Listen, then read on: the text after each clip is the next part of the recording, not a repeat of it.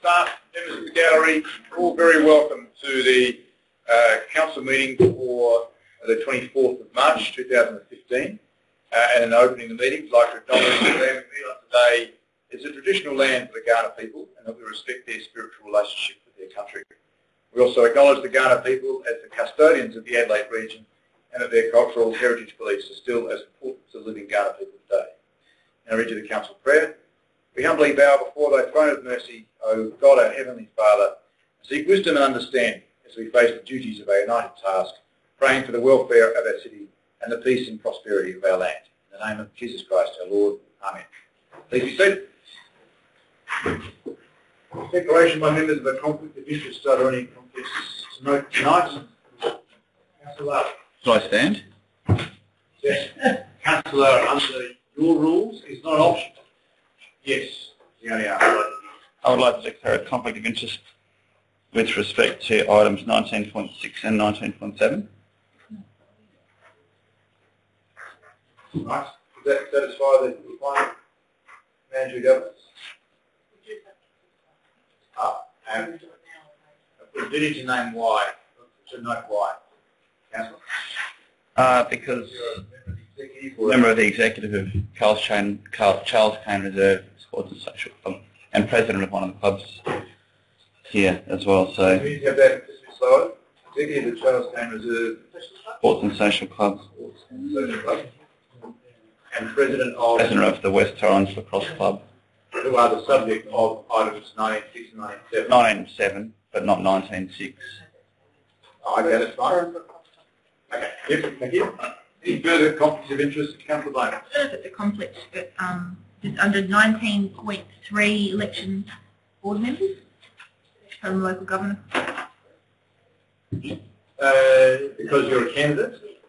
I don't believe so, but I'll seek guidance from the manager of government. Comment on the question? I don't believe you have conflict. Thank you. And 19.5 because I'm applying for Training and development? I don't believe so. Again, manager of governance, what's your view on that one? This one I'll leave up to the councillor, but I don't think so. okay. We're all the same, we're all entitled to it. There's a budget there for it. Can I have a question from some technical thing that I can't get any links on my thing here? I've done it from the... Open it in Goodreader or iBooks. I don't think the links work straight off the Safari or the website. Thank you, councillors. Hang on, this is the old one. That wasn't a conflict of interest, it was a conflict with access. Any other conflict of interest items? No, we'll move on. We have on leave nil. Apologies, nil. Can I have someone confirm the minutes of the ordinary meeting of council for Tuesday the 24th of February? Have Councillor Evans speak to it. I have a seconder, Councillor Standen, who to speak to it. Any further discussion? All those in favour? Against? Carried. Get to wave your hands in the air and ask that question, please. Mayor's report on page 539, 540. I'll have nothing further to add. Any questions on what's in the Mayor's report? If that's the case, someone wants to move it. Councillor Scrooge, seconded by Councillor Lee. Any debate? Against? Sorry, all those for? Thank you again. Carried. Whether that's the carried first, remind myself. Verbal reports from council representatives on local government or community organisations. Do we have any verbal reports? Councillor Evans? Yes, just one on the Eastern Health Authority. Merely just to comment that the budget process is underway and that Councillor Barnett and I attended the first budget session the other week. One interesting point to note, and it does come out of Council's Audit Committee, is to do with the cash surpluses retained by the Eastern Health Authority. There is a proposal as part of their current budget deliberations that an amount be distributed back to constituent councils in the order of roughly $200,000. That process to be formalised and communicated, but it is part of the negotiation at the moment that's underway, and it's largely to do with the fact that the Eastern Health Authority has managed its budget in such a way over the past few years that does allow for these surpluses. They are a seasonal business, it does go up and down, but in many respects there is an amount of surplus there that they look forward to returning to constituent councils in due course. Thank you. Good news. Any further verbal reports No, there being none, move on. Petitions nil, deputations nil, motions of notice nil, questions with notice nil. Are there any questions without notice? No, so in any case, move on to the protocol. I will go through the items, and unless they're withdrawn, we'll ask someone to move them on block. I will remove item 13.1 because it has several motions within it.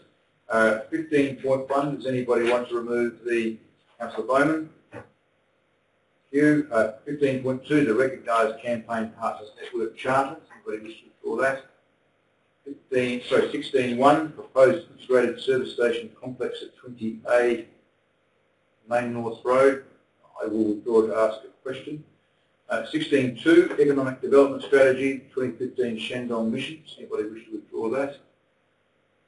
19.1, the Audit Committee Terms of Reference Review. Does anybody wish to move that one? 19.2, Service Levels, 600 service levels. Councillor Bowman. We need to withdraw 19.3 for the election of the board members. 19.4, Drawn Road Bike Boulevards. Anybody wish to withdraw that? Councillor Evans. 19.6, request for financial assistance, Blackfriars Old Scholars Association Soccer Clubs. Anybody wish to withdraw that? Councillor Lee. 19.7, request for financial assistance, West Highlands Lacrosse Clubs. Anybody wish to withdraw that one? Councillor Alan Harris. And request for review of council decision, request for write-off Blake's debt, Council Resolution 211.13. Anybody wish to withdraw that? Councillor Evans. Excuse me. Sorry. 19.5, sorry, I have to withdraw because we have to insert some names in the application for recommended planning development item, sorry, but I didn't miss it, but I'd already withdrawn. So, anybody wish to... Sorry, excuse me, sir. Question? I didn't mean to call you, sir. Yeah. I was a bit slow there. I didn't hear when you went past 15.2. Actually, I didn't hear it. 15.2 wasn't pulled out, but it can be. I'd appreciate if we could, please, from me. Yeah. Okay. So, does anybody wish to move then only item 16.2 and 19.1? 16.2 and 19.1 are the only two that weren't withdrawn. So, Councillor Grigg and seconded by Councillor Barnett. I saw first. All those in favour? Against? They are carried. Thank you. So, back to 13.1, report of the Audit Committee meeting 16th of March. I've simply withdrawn it to allow questions or separation of the items. There have been 6 of them. It's just that motions within motions I don't like to move on block, basically. Are there any questions about any of the Audit Committee recommendations here? If not, I'm very happy to take a motion from the committee member, Councillor Barnett. On block. Seconder. Councillor Evans. Any debate? All those in favour? Against? They are all carried. Thank you. Terrific Street Party Evaluation Report. Just a brief reason, Councillor Bowman, why you wish to have it withdrawn. I wanted to speak to it just in relation to the full cost attribution, which I requested and the council provided.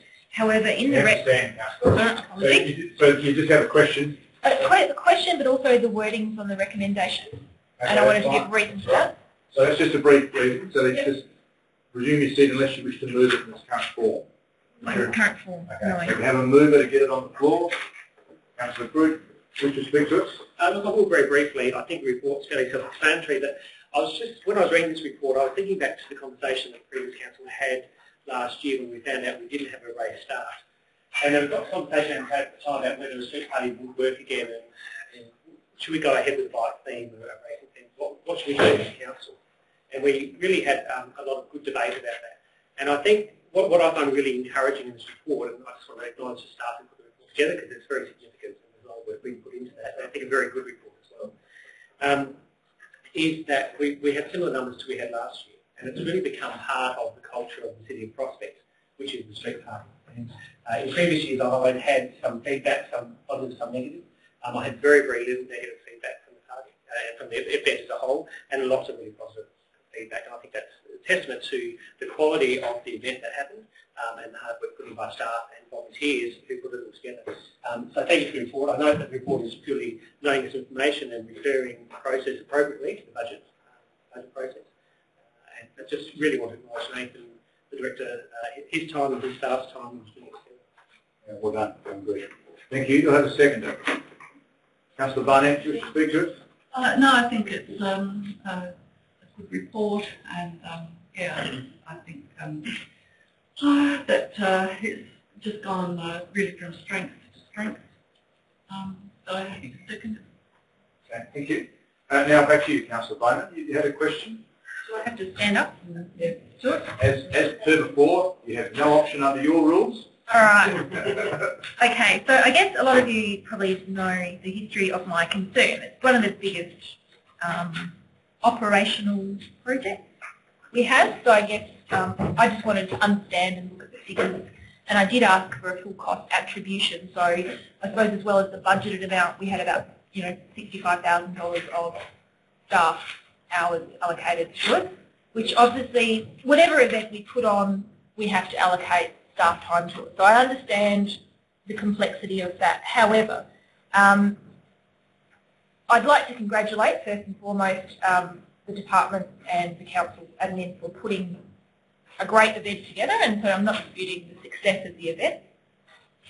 But if you look at the core strategies that we're looking at, that the event is, I'm just trying to get the pages here, relevant to our core strategies, page 545, I've got the top of my page. Yep. It's our community, and then core strategy 3.2, our environment. So having just been away on a residential weekend talking about strategic planning, I'm aware that we are looking at our economy and we're looking at the NBN.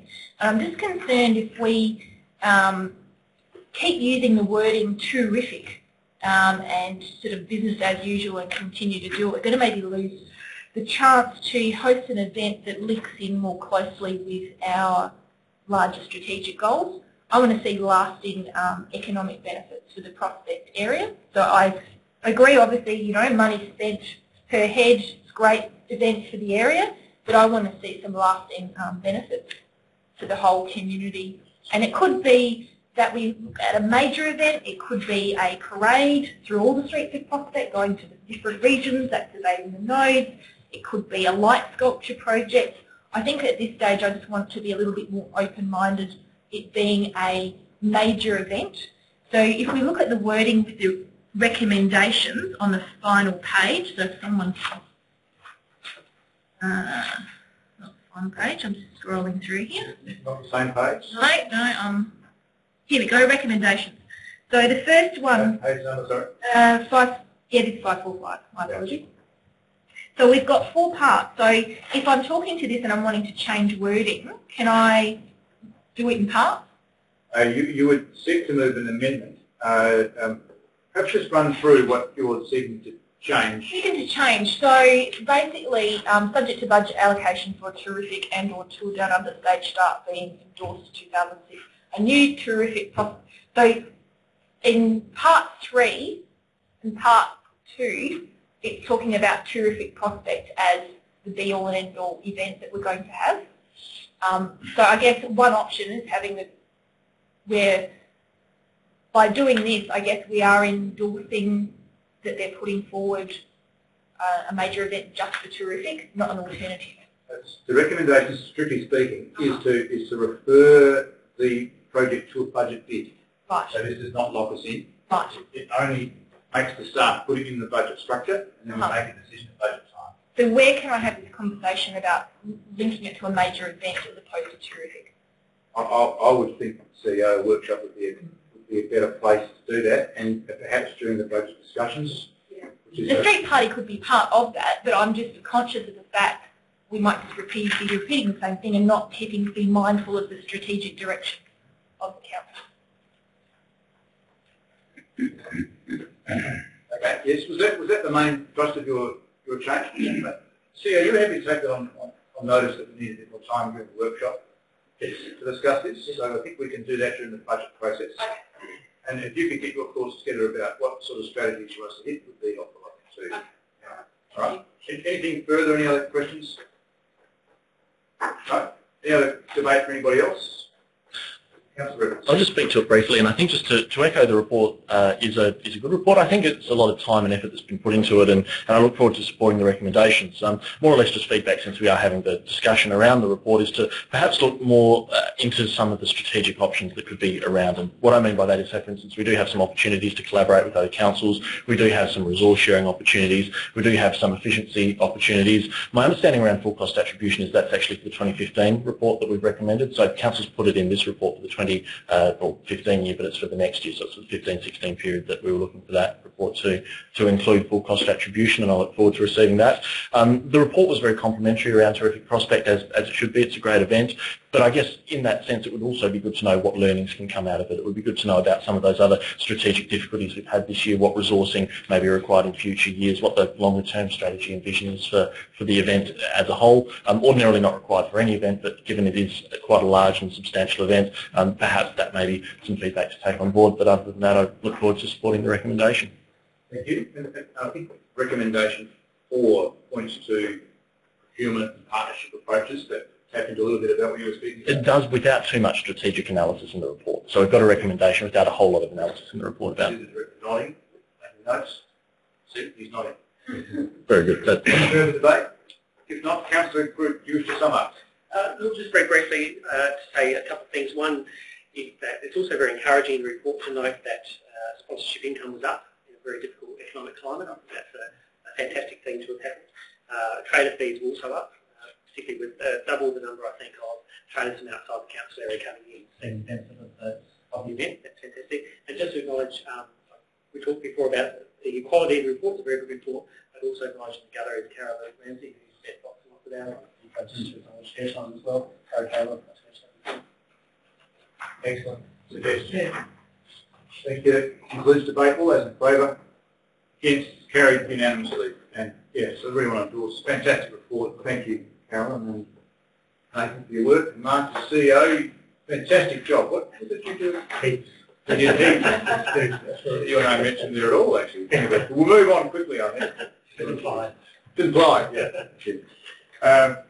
No, really comprehensive. It was a very pleasurable read too. 15.2, the Recognised Campaign Partners Network Charter, was drawn by Councillor Harris. Just a brief reason why we drew it, Councillor. I want to make a couple of points in it, and I am willing to move it. Okay. Unless someone wants to jump in. Fire away. I'm learning from you. You did well, Alan. Look, my end goal, I'm going to move this, and I think it's important to where we're going, and I don't want to take up my full 10 minutes, which is 5 at the beginning and 5 at the end. Thank you. But there's a couple of important things that I'm concerned with.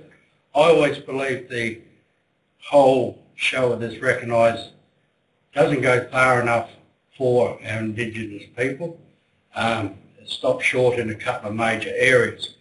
But if not supporting it would stop it moving down that track, I'm not for that. So I'm going to move along with it, but I'm very concerned that we get a particular area, and this is with Australian people, and we start to, in this case, put them in the Constitution, or we're starting to look at recognising them in a whole different way. I find it very hard when some of our community that are coming along and agreeing with this suddenly talks about lifestyles and where people come, and to me, a very big lack of understanding of culture. And there's no other word, and I'm not going to have any arguments about it to anyone, but my personal belief that I find it very insulting to Australian people, some of those comments. This is one of the areas where I'm hoping eventually to go to try and name our parks and name our area, and a very good point that came up, and actually from the Mayor, that I agree with quite often, he raised one that maybe, you know, instead of looking at the Oval and things, perhaps our city should be taking an advanced step, particularly through the whole of Australia, and recognise these people in a different way. But I do have some concerns that what we're doing here might stop slow down some of those targets. We've set up this actually by joining the partnership. We've got the executive summary up the top that talks about the budget thing, and I'm hoping that's one that's already done, the $8,000 one. So hopefully it doesn't interfere with trying to do some naming.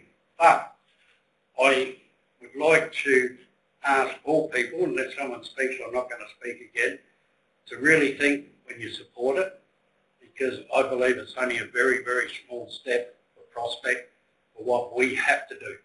Not what we should do, what we have to do. And on a lighter note, would perhaps give some advice to Greg sitting over here, that somewhere in here it's a recommendation, a Reconciliation Week brunch for our Aboriginal and Torres Strait Islander and broader community. Good chance to come over my way, grab 200 or 300 of those bloody pigeons that are flying around and cook them. Thank you. I look forward to the Director grabbing hold of 300, but I'm sure you'll show him how. Do I have a second? Councillor Lee, you should speak to him. No, okay. Look, I will, from the Chair, I wish I could have moved or could have seconded this. I think, like Councillor Harris, I think we have to make solid steps moving forward in this relationship with our Indigenous, with our ancient heritage. I do agree this is just another step in a long journey. It took a good 100 years to do a lot that wasn't that positive. It's probably going to take us about as long to get it set straight. And I think there'll be many subsequent steps to this one. But I think this is a significant one for our community and our council to recognise, pardon the pun, that we all should be part of the journey, and this is simply our recognition that this is an important step for us. I look forward to, if this gets up, having that dialogue with the community and getting, helping them get a grip on the ancient history of this area here and what it means to them. And as associated with the reconciliation action plan process that we are running, a separate process, this will become part of or parallel to, but not that process. I really look forward to the outcomes of that process. I see a couple indicated in the report here. So I'm hoping over the next few years we're going to have a much more active dialogue around this stuff than we have had in recent years, where we've found it a bit lacking, I guess. So endorse it to you as one step in a journey of many, and really happy to be part of it. Any other speakers? Councillor Barnett. Yes, I mean, I will be supporting it, but I'm just wondering why on page 593 that the group recognise don't have any local government, and 5.9 local government councils in South Australia, but our local government association of Australia is a campaign partner along with 2 others. And then 3 others, and then will be 4 others if it goes ahead. So, is that the question? Is that the question? Yeah. I understand it's very new, but I'll ask the Director to confirm if that's the case. Through the Chair, that is the case. Any indication of how new? 2015, I think. So earlier this year. Yeah, it is quite new. I do understand that whilst we're looking at this as potentially the first in South Australia, there are 5 or 6 across Australia that are looking at it, including the City of Sydney, Randwick and Newsman, out earlier today. So the report, just to flesh out the question a little bit, the report said the Australian Local Government Association has signed up as a campaign partner, but no other councils, sorry, just 2 other councils so far have signed, and 3 others of us are looking at signing. So it sounds very new to me. Is that the case? That's my understanding. Okay, thank you. Councillor Barnett. I guess, even though morally and whatever, certainly in favour of it, but it's just that I don't really have any other than, I don't know their credentials. So I guess that's what I'm trying to say. Recognise? Yeah. Oh, well, I just don't have any information sort of about I know some of the other training organisations and that, so I guess I'm happy to answer that. Or what it is to do with training and to do a planned stepped approach is what I understand we are taking. Yes, so I can answer that question. Recognise that the government-endorsed communication arm running the public engagement program around the proposed referendum. They've been funded to the tune, I think, $10 million to run a campaign over 2 or 3 years, and they're 18 months or 2 years into their campaign. So they're very well established, highly credible, work Australia-wide, and they work in association with, but they are not Reconciliation SA or the other reconciliation mobs. They are not the Sorry Day people. They are a separate entity purely focused on improving community understanding of the issues giving rise to the referendum, and government funded to do so. So, yeah, just to help you with that. Any further debate? That being the case, Councillor Harris, did you see a need to talk more about? Yeah, just those couple of quick things. Trying to get councils to recognise it's only been this year. It hasn't been beyond their 18 months, nearly 2 years they're in existence. And just with my fellow councillor, because she asked a couple of questions there that flows along, that we were invited, we were part of the people, and I know David went, that were invited to work when Recognise came into the city earlier last year, I think, if I remember. Yes.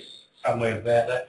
But their job's been going all around Australia. This is the people we've taken part with, of going around and trying to get people to start the discussion, to start the understanding, and then to flow. So it's not the people that have already made up their mind, it's people that go, so any training we have are in the same boat as the people in the territory or anywhere else are going to have that same sort of discussion.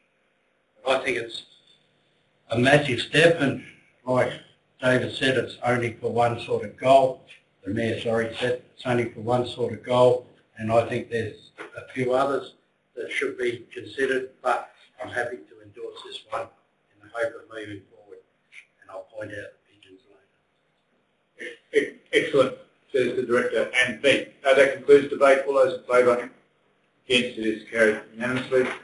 Okay, thank you. On to the next one, item 16.1, proposed integrated service station complex at 20A Main North Road and 45 Carter Street, Thorngate.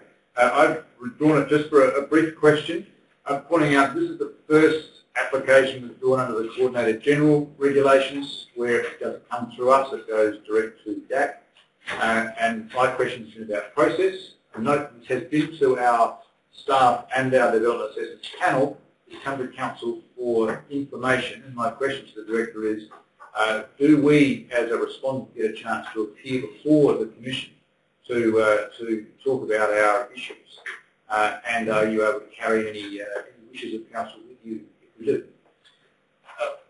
To the Chair, my understanding of that is no, insofar as Council is a referral agent, not a representative.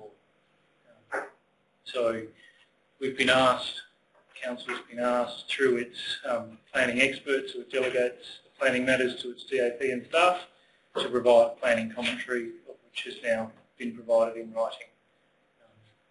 This is fully provided to the Council for information as to what its planning arm is provided to the Government. Thank you. Happy to look for someone to move it and get it on the floor. Councillor Bowman, you had a brief question, or are you wishing to move it? Questions, can I do that one? Yes, certainly can. Yeah. Happy to move it? Fine. And your question is? Yeah, I mean, I don't know how much I can talk about it because I'm on the DAP as well. But sorry, can I get you to stand? Sorry. And I believe the answer to that is you can talk about it because it's gone through DAP and we are not the authority making the decision. So I believe you're fully free, Director. I absolutely agree. You're completely free, particularly given the DAP has already seen it, and this is for information purposes. Yeah, far away. So one of the things I think we find as councillors is you're going to get concerned residents contacting you about these developments that go through and feel that they don't have a voice. So what I'd really like, I guess, from the council administration is some sort of directive of how we can best handle residents' complaints and which government department, it could be state or local or whatever, to direct them to voice their complaints, or is it something that we want to capture through planning? I think it's a really good question. And given this is the first one, of course, we've kind of worked through the process as well. Director, what is your view on that? Thanks for the question through the chair. Look, I think absolutely we can provide some guidance, probably not here and now, but certainly after the fact in terms of we do have another Coordinator General matter come through, and residents quite rightly were going, what's happening next door? The answer is difficult for you folk, as it is for us as staff, that we don't have the authority here in what's happening in our streets. The department in this case would be Development Assessment Commission. I can provide that in greater detail in writing to you all.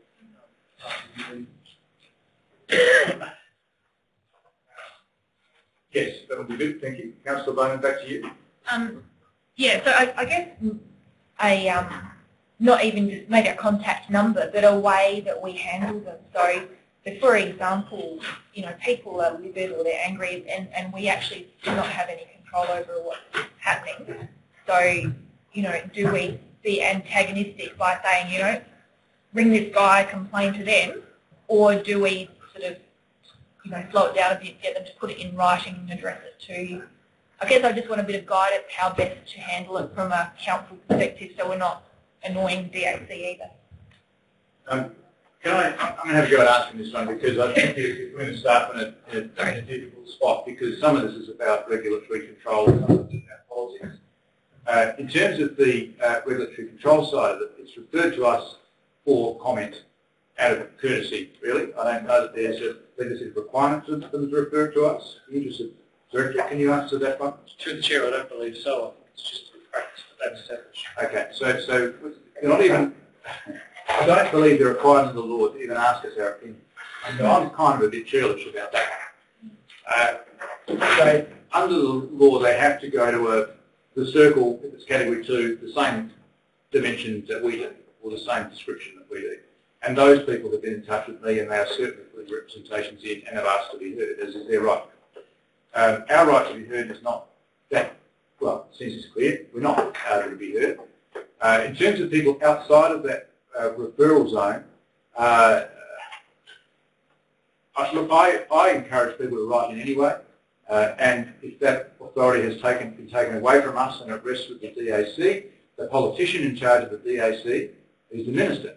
So if people aren't happy with our panel, they can write to our elected members and voice their concern, and we can do what we can do. In the instance of this one, they can't write to us, but we are not the authority.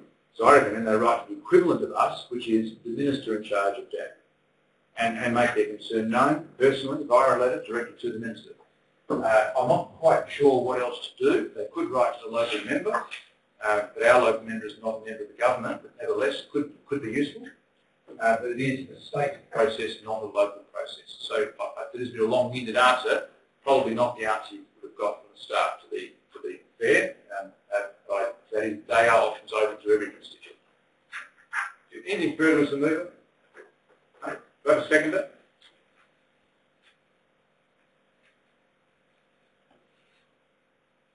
Just to note the report, Councillor D. It's not to approve the service station. Councillor Bonan. I should speak because I would like to, either as an amendment or with the approve or concurrence of the seconder, that the report is received. Part 2, I draw attention to page 637 of the agenda, where in fact it's got the report that came from our own development assessment panel minutes. 637, correct? Yes, 637. And it states that the DAC Development Assessment Commission, so it's our own development assessment panel, words, be provided with a copy of this report and be advised the proposal in its current form will likely result in an undesirable impact on the adjacent residential properties. The impacts are anticipated to be primarily related to traffic generation, short cutters, visual amenity, and insufficient landscaping, and a reconfiguration of the proposal is suggested. So I think that I would like to have those comments put in as our part 2. Just to reinforce this and just perhaps put it on the record that this is, you know, what the council's Development Assessment Panel, and I certainly, as a councillor, would like to see that we are saying to the development, to the DAC, the state government, thing that, you know, this is what we support our Development Assessment Panel's comments. Thank you. Can I suggest to you in trying to put shape to that, so Gary, you haven't written that down. Well, exactly as sorry, I just, the recommendation is worded there. perhaps we could suggest that Council endorses the resolution of the Development Assessment Panel, namely, Yes, all right, yes, sorry. Council endorses the recommendation. just hang on to it, Councillor.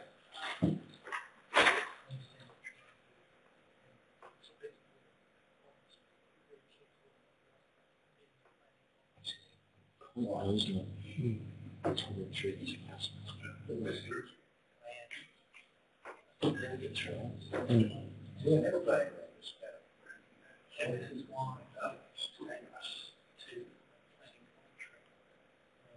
the council's own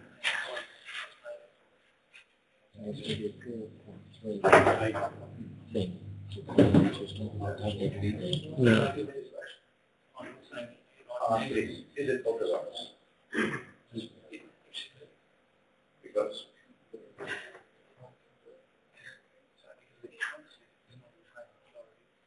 I think that advisement went down. That was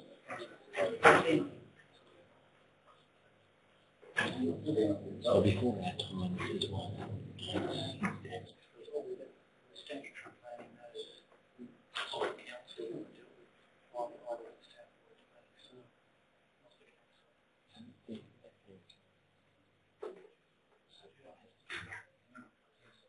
I'm not the leader. I'm merely the chair. Protecting the caution. Okay, thank you. Thank you for your indulgence, elected members. The Director is earnestly advising me that this is a planning matter which is subject to legislation and we are not the planning authority. My earnest replies are that right's been taken away from us, so therefore we can say what we like. However, I defer to the staff's better judgment than my emotional response and advise you carefully that the word endorses the panel's resolution is probably the limit of what we can do, given that that just merely says what our panel's already said. That is the intention of your motions, I understand it. Not really. I would like to have the actual words there. I mean, Oh, I don't think there's a problem, Director. The words are there already in the minutes of the panel, so why can't we just reiterate That's that? an excellent question. I'll refer to the Director. Thank you. Through the Chair, it's a difficult one in that the Council was required to delegate all planning matters to its DAP and its staff, which it has already done, and the DAP on behalf of the Council has provided its comments to the DAC. I think it is fair to acknowledge the comments of the DAP and say that they are supported, but I would caution the Council in going any further, given that the comments on behalf of the Council through its DAP have already been provided through that process. Okay, so your advice would be for the Councillor Barnett to ask Mover and Secretary to consider that Council supports the resolution of the DAP regarding this matter. Through the Chair, I think that's absolutely fair. I'm happy with that. I think it's semantic, but I stand One last test. Can I, in this case, I want to support the resolution of the DAP regarding can I just ask you, Director, have we sought legal advice on the role of Council in matters that go through the Coordinator General? Through the Chair, yes, we have. And given the Coordinator General is very new, there's not a lot of precedent around. The advice that I received was Council commenting on these matters, Council being this body in this room tonight, commenting on these matters may not be unlawful, but it would be against the spirit of the legislation, which requires council to defer or delegate all its planning matters through another channel. It may have been a matter of two pieces of legislation haven't overlapped or coordinated, and that's why I got the spirit of the legislation discussion from our legal advisors. A lot of discussion about spirits before the meeting about this matter. Councillors would be interested to know. Okay, so with you, Councillor Barnett, if you're happy to leave it at that, I will now seek... I feel suitably muzzled, yes. I'll go to the mover. Councillor Bowman, are you happy to accept that in the motion? Thank you. Councillor Lee, second, are you happy to accept that? They both are. I now seek leave for the meeting. All those in favour of incorporating the change, please indicate your approval. Otherwise, okay, it's now incorporated in the motion. So one and part two. Any further debate? Councillor Harris. Not really. I just want to make a comment. I'm going to vote for it and endorse it. I would have put the words, because I do take on board what the staff said about the spirit, not the ghosty one, but the spirit of the motion and handing things over to the DAP,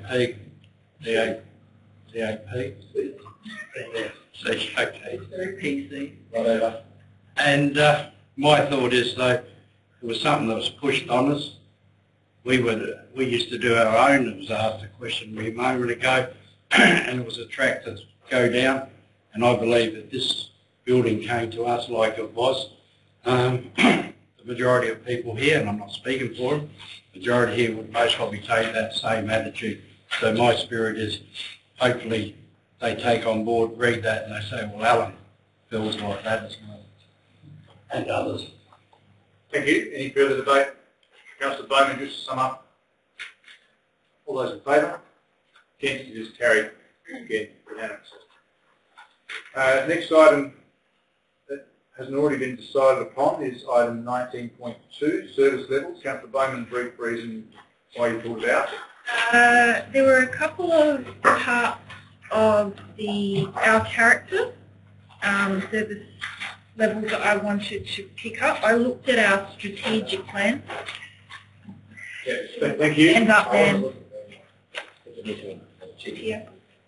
Page, sorry, so you had some questions about some of the service levels. Thank you. Yeah, I had some Does questions. anybody wish to move it in its current form? Councillor Bowman, you can move, but you then have to put your amendment. Yeah? So yes, nine.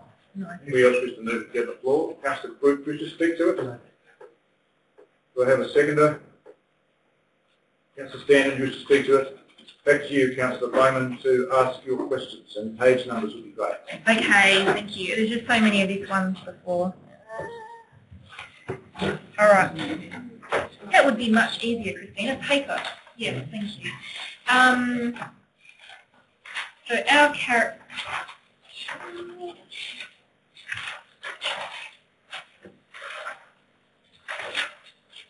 Okay, core strategy, our character. Page 671 and 672. 7.1 and 2. Okay, so I went back to our strategic plan, and the strategic plan 4.13 and 4.62 talks about our character. It talks about education and incentive in relation to retention and restoration of heritage. And also 4.62 to develop an educational program to raise awareness of development assessment panel process. And I was looking through the strategic expectations, and I couldn't find the word education. I could be ill-informed, mistaken. But one of the things that I just want to be really clear about with the whole communication and the council is that I think it's our role to educate our community, especially if it's in our strategic plan, not just provide information. So sometimes information sits there statically on our website and people aren't engaging with it. So I think that would be something maybe to include in the service levels. So can I take that as a question? Because otherwise it's a bit difficult to move forward unless you've got a specific extra service that you want to put in. The question would be, why isn't it? Why isn't it? Okay. So notwithstanding it's a 4-year strategy and a 1-year service level plan, Right. Can I have a comment from the Director as to why that education component is not in the service standard? Director?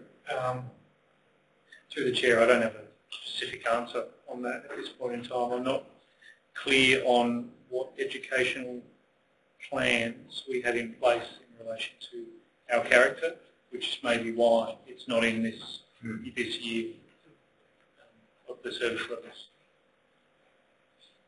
So an inadequate answer, but I think an honest one. It probably wasn't in there. I could take it on notice. I think that would be good to directly get back to us as to how we would fulfil our strategic objective via a service level. And we can, CEO, correct me if I'm wrong, we can change this at a subsequent meeting if we wish to insert something. We can update it. We can update it, okay? So we'll take it on notice and then we'll come back to all of us. Okay, and I'll be given the details of what's currently there. Because again, I'm looking at a snapshot for 1 year. This is the service levels, but the service levels could be different over subsequent years. They technically can be, because we have a 4-year window for our strategic plan. So our service levels may answer some bits in year 1, others in year 2, year 3, year 4. At the end of the 4, you should have done everything. Okay. But we'll let the director have a think about where the education program should reasonably sit. And it probably should have been done by now, but nevertheless. Okay, I think that's all I needed to see. If we could. Good point, well raised. Any further debate? Case back to Councillor Group to sum up. That concludes the debate.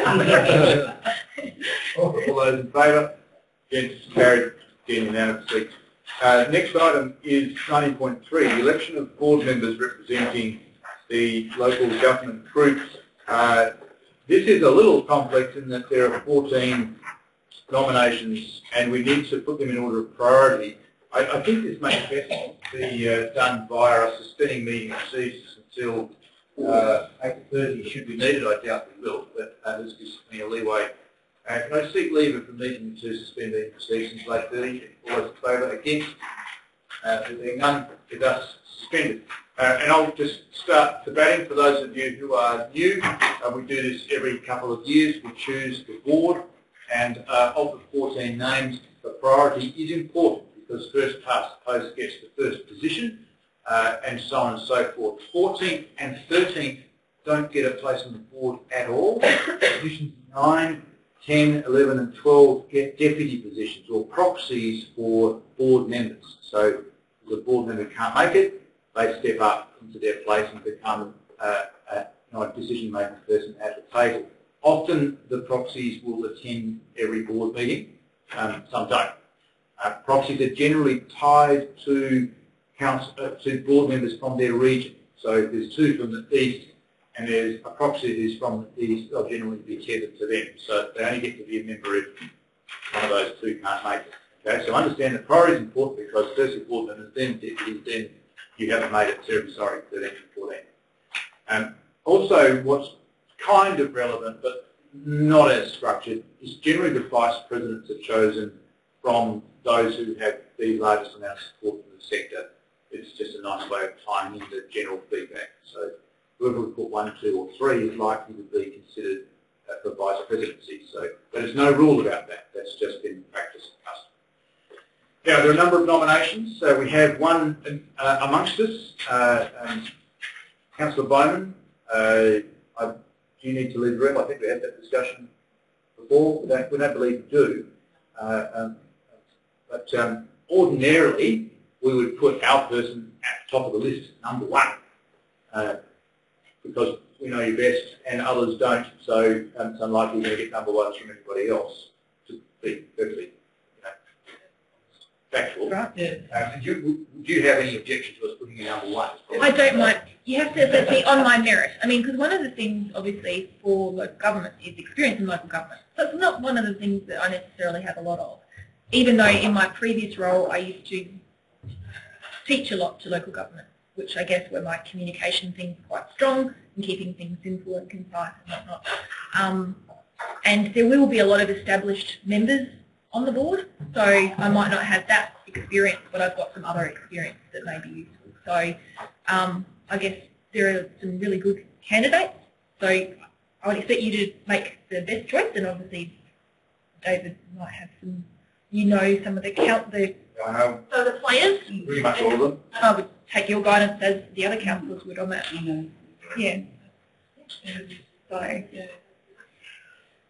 Okay, so take some comments from around the floor, and then we'll have a bit of a go at pushing this out. So, Christine. Yes, I'm not pretty well much know what I'm too. I don't have to stand, do I? No.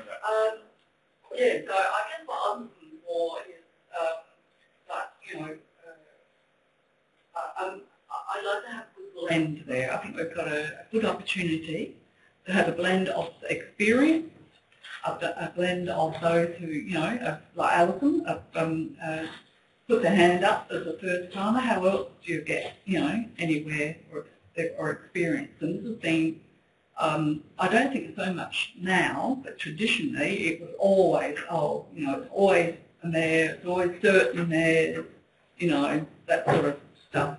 But I think over the last, I'd say, last term or that, you know, I think that now it would be good to have a blend. It would be good to have a blend of a mixture of experiences, a blend of, you know, some of the, not necessarily just all the big councils all the time, because I don't know, a lot of people, some of the members might realise that the larger councils have a bigger block vote, basically, and us little.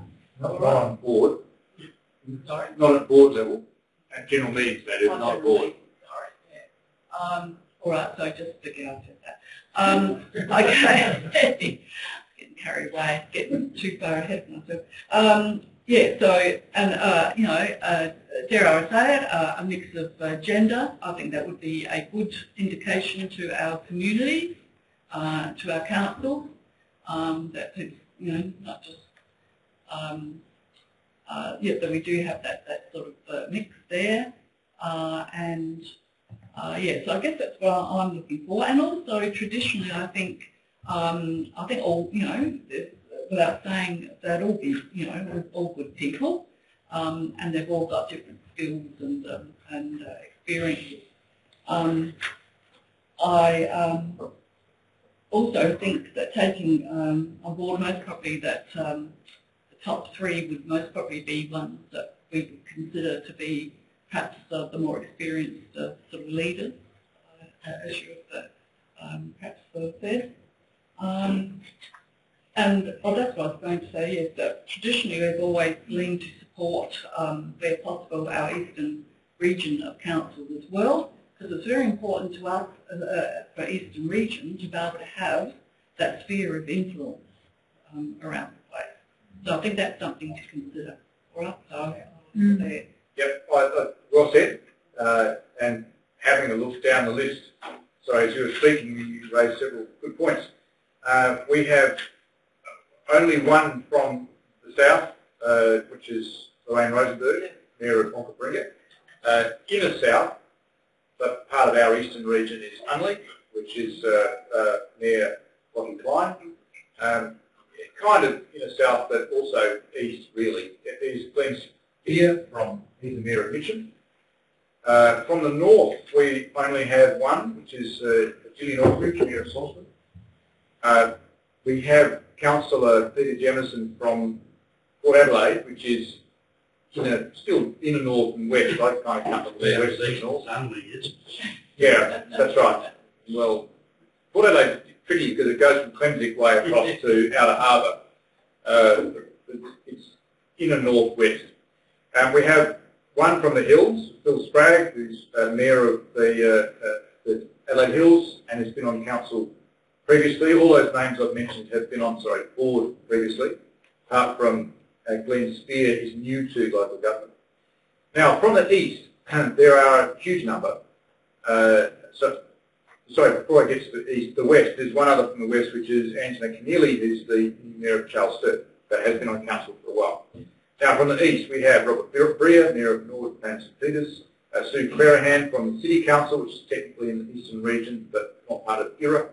We have, as I said, Lachlan Klein from Unley, Alison Bowman here, Jill Whittaker from Council from Campbelltown, David Shedlett from Walkerville, Kevin Knight, Mayor of Tickery Gully, and David Parkin, Mayor of Burnside. So there's a lot from the east. And whilst we normally vote for our Eastern Regional Alliance partners, there's a lot of them, I guess, all good people.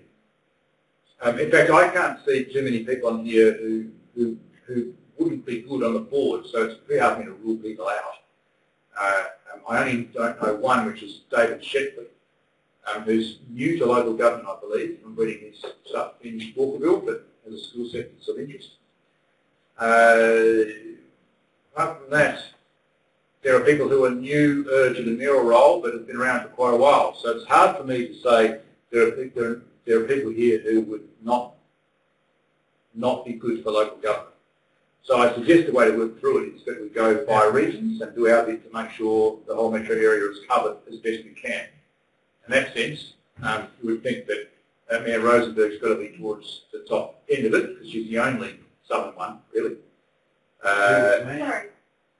Can you just remind me what the group does? The board? The board are the decision-making body on behalf of the local government association.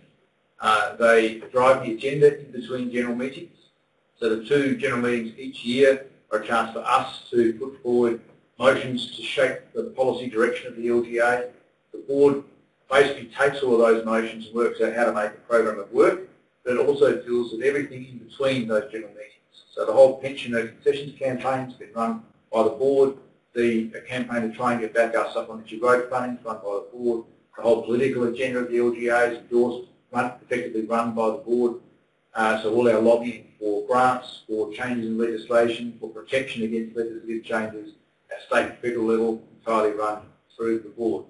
And the LGA also looks after the budget of the LGA Secretariat, which provides newsletters, information, education programs, procurement, insurance schemes, work cover schemes, financial assistance with the bank that we run, the research and development scheme, and all those other services that the LGA runs. So it's a pretty important body in terms of representing us as a collective to state and federal, and also making sure that our money is well spent, that our dues that we pay every year, which are material, provide the best benefit for us and the sector as a whole.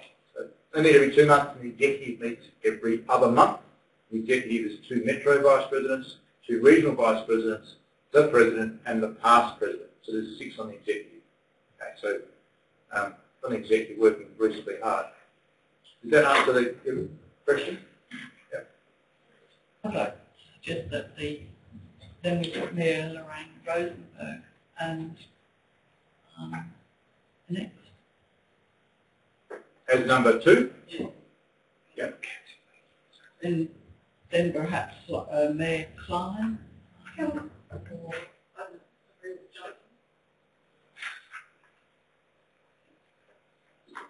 Is it easier if we just work it through ourselves and then what we want to do?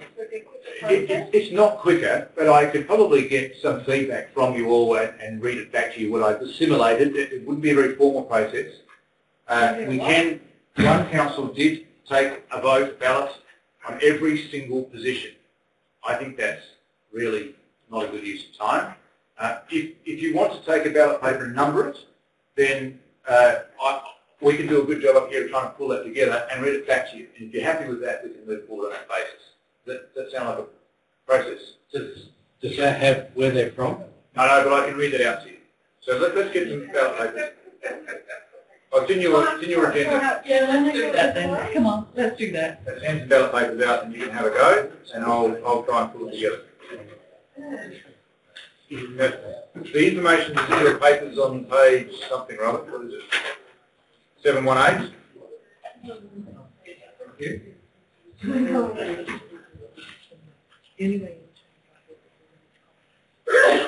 So people got page 718. 718. Yeah. So just numbering 1 to 14. That's what we're doing. Yeah, some of them 1 to 14, yes. So on page 718, you can see where they're from. I think you can work out who's north, south, east, and west from that. I can quickly run through who's been on the board and is therefore experienced, and those who are relatively new to the board. So Robert Bree has been on the board for a while. Keneally is would be new. Sue Fairhand would be new. Lockie Klein has been there for a while. Peter Jamison's been there for a while. Alison, of course, will be new. Jude Lillicutter has been there for a while, and the Vice President. Glenn Spear would be new. David Checkers would be new. Bill Sprague has been there for a while. Kevin Knight would be new. David Parkin has been there for one term. Gillian Aldridge has been there for a few, as has Lorraine Roseberg. That helps, Sue.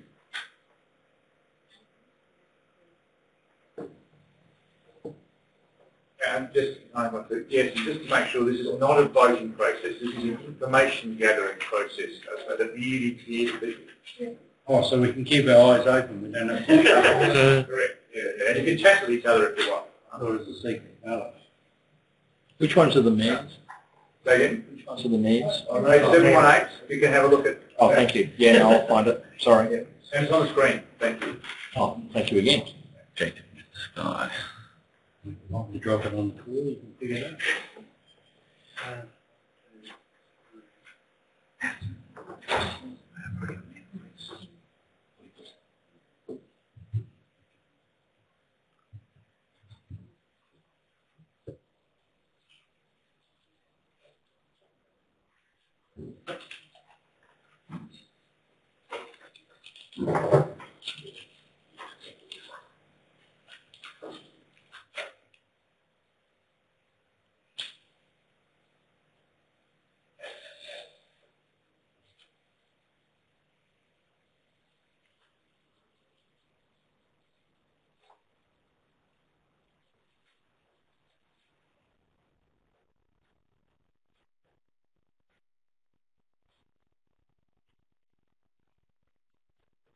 I have another voting paper I ruined mine. Can you have another one? You have 2 votes. They're not votes, Council. No, they're not votes. They're not votes. Information. Just information.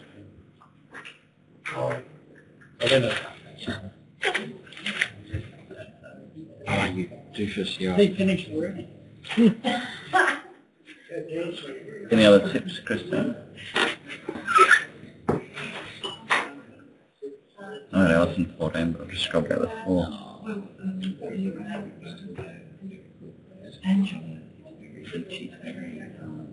No, just Is David part of the new era? Because you have to be neighbours. new. Quite quiet. Yes, they're all changed. Yes, he's very good, and he has a great professional background too. Interesting character, but very experienced.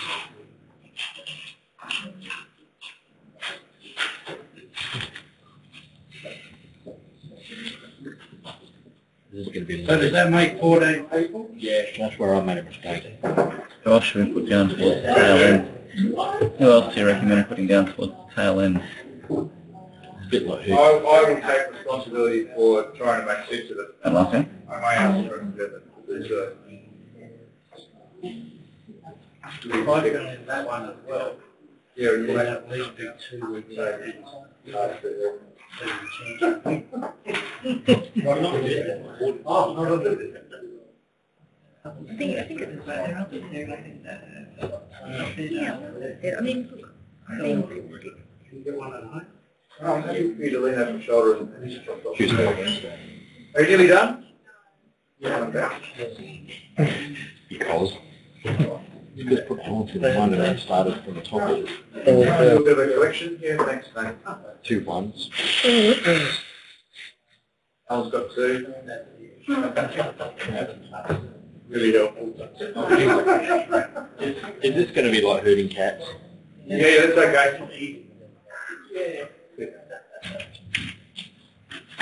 It is a little tricky, but I appreciate that most of you wouldn't know this as far as so you've read the documentation, you've seen the letters that have come through, and hopefully you're making an informed decision and not using the alphabet. Oh, no, I wouldn't want to do that. Sorry. Whatever that means. I did mayor, I studied everyone all over. Have we got 9? Still 1 to come?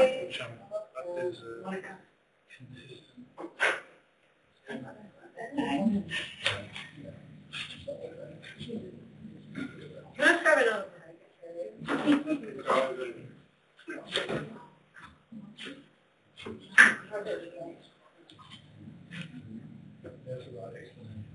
You want that so you can look at one?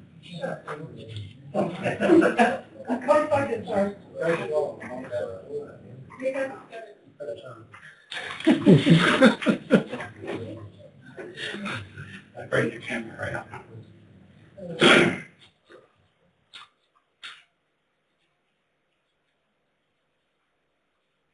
Now, what I intend to do is to spend a bit of time just going through this. It'll take me probably 10 minutes.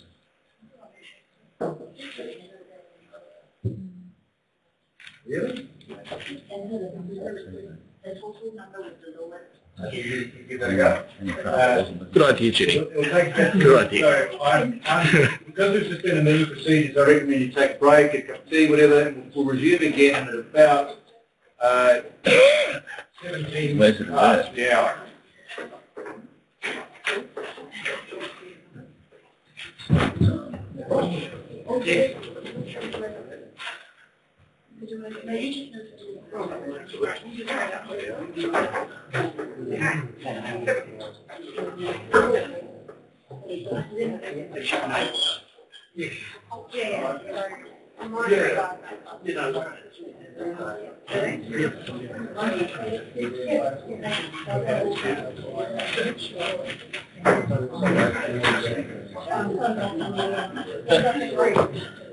You have to know those occasionally, just to prove the way.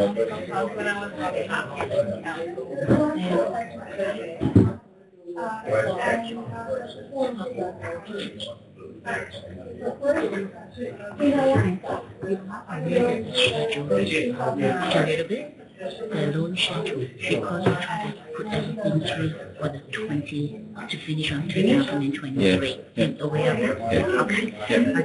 Because the schedule that sent you earlier on, they are it's way above the scenario that I think. So we generate the week to just squash it all back in to the 2023.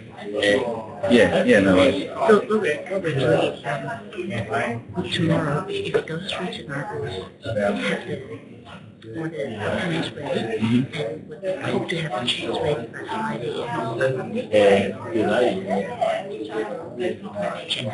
Before we coordinate it, I've done 3. Yeah, sure. Alright, so that is the plan. I just want you to be aware of what we can do is quite different from the agenda because of the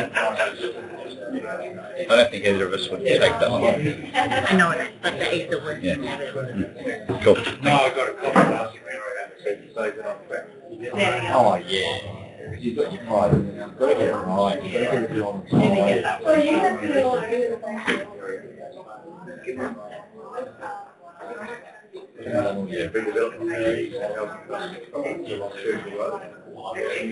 I remember that.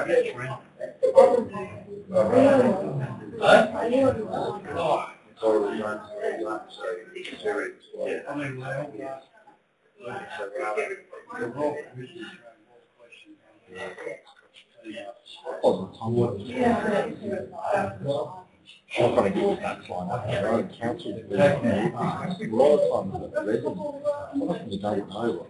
The first time you hear about stuff, it's what you say. You can't get one. Yeah.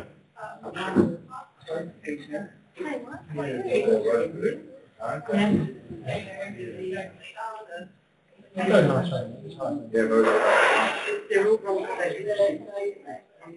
Sure.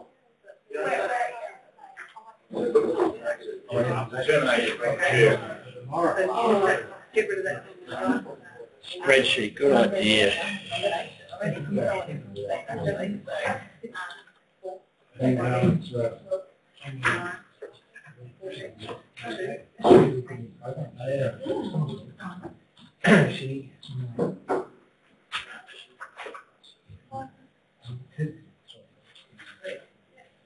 So what are the numbers, mate? Just so I can try and work it out myself. I don't know, I think it's a horse race. Just got to somehow put money on it. No. No.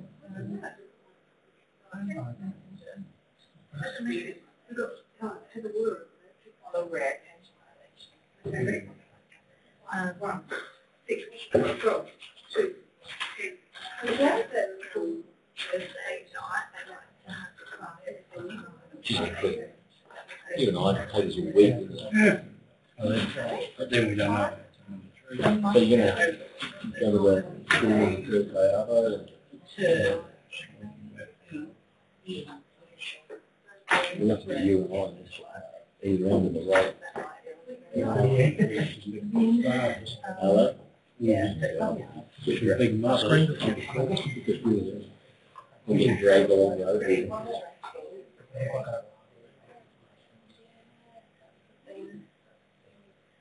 I just been working past, working at school pickups in Malaysia. I thought they were around stuff. I haven't been working for ages. What's he doing?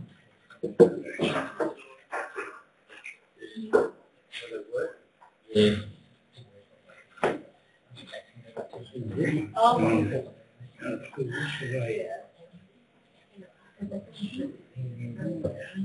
Someone voted online and it really mucked it up. Yeah. I was watching her get tugged in before oh, right, okay. She doesn't.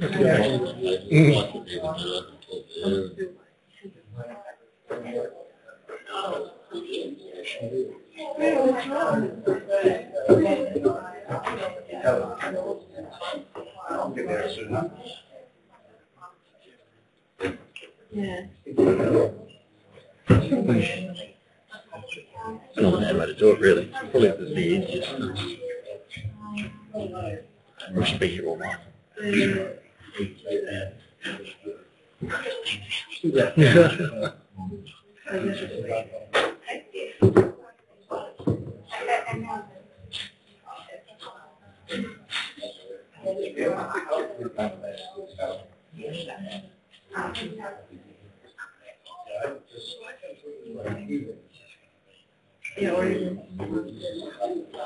It didn't work like that.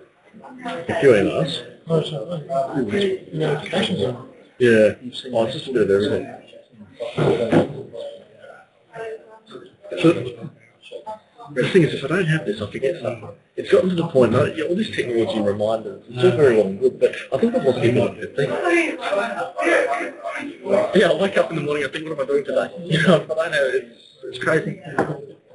And it stems from rural life. You've all ever ran out of electricity, I mean, I have to remember things again.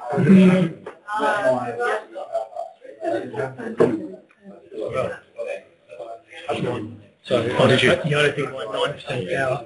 Yeah, right. It's going to get me through the rest of the meeting, so I've got back up. Yeah. You're right. So that sort of looks like printers, does it? Yeah. Yeah, okay. Yeah, well. Oh, yeah. Western Island. Right. Binding. Wow. Oh, where it'll go. Right. Oh. Well, the Eastern Health Authority still does that, and I mean, we had some very good time the other day, but the EHA, the first board meeting I had, got home with stacks of a lot of paper. So, you know, dodgy. Checking where's what's there.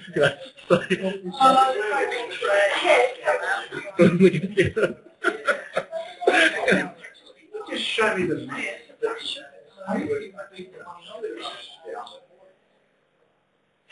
So lowest score, highest. And we tested that with any kind of reaction. Either we're testing theory works. Got lots of 11s, that you're going to be high score, which means you don't do as much. You've got any obvious divides, like a lot of 14s, a lot of 1s. Check out this little oval place. So it's quite a mix. Well, that was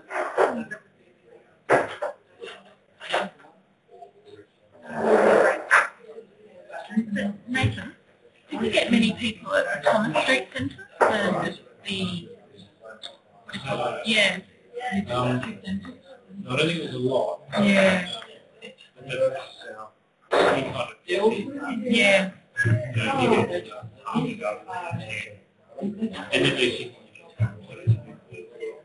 spoke to Scott, and And just next to the top club. It's normally just go down. Anyway, if you need to speak in it, I don't think elected members are. Next to the top. Next to the top. Can't speak. I'll send you just the email. Yeah, but I haven't got. I don't. I've got an email set up on my phone because I'm an idiot. But what I'll do, I'll just send. I'll figure out how to get it through. Yeah, it needs to be hooked up. I think the kids use that. Because I'm in the history group, so I probably need to make a time to speak to you about how they get heard. Yeah, well, I know they've got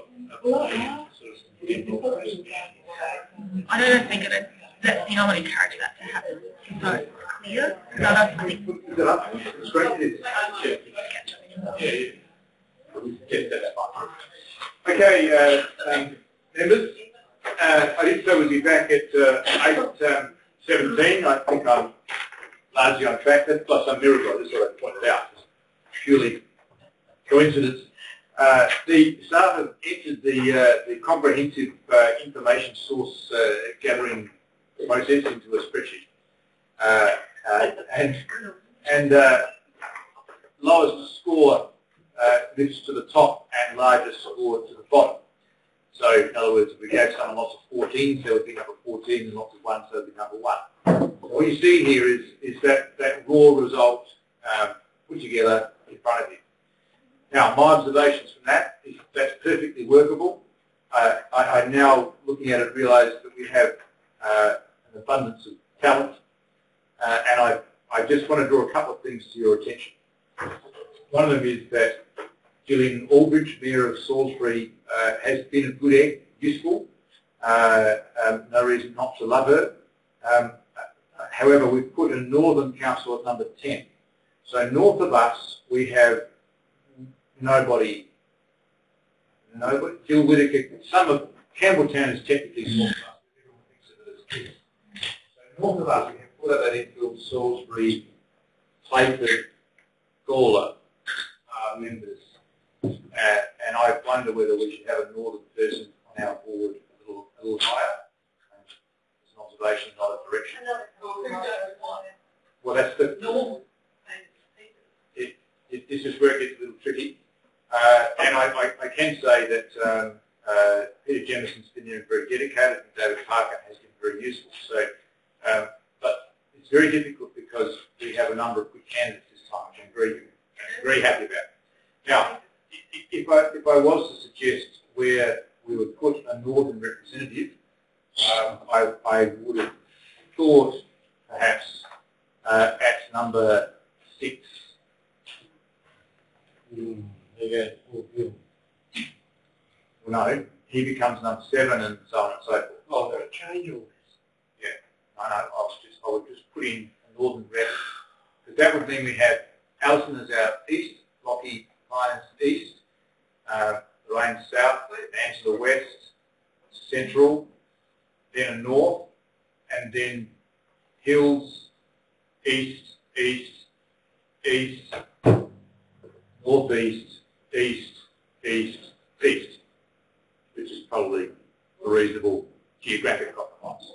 Gillian up at 8 is, Mark. We can put her at 8. I was thinking at 6, but we can put her at 8. Because it's the top 10 that go through, and I mean... 7. So can we just have that shown? You can just insert, ignore the numbering, and just cut Aldridge out, cut and paste Aldridge from 10 to 8. Insert, yeah.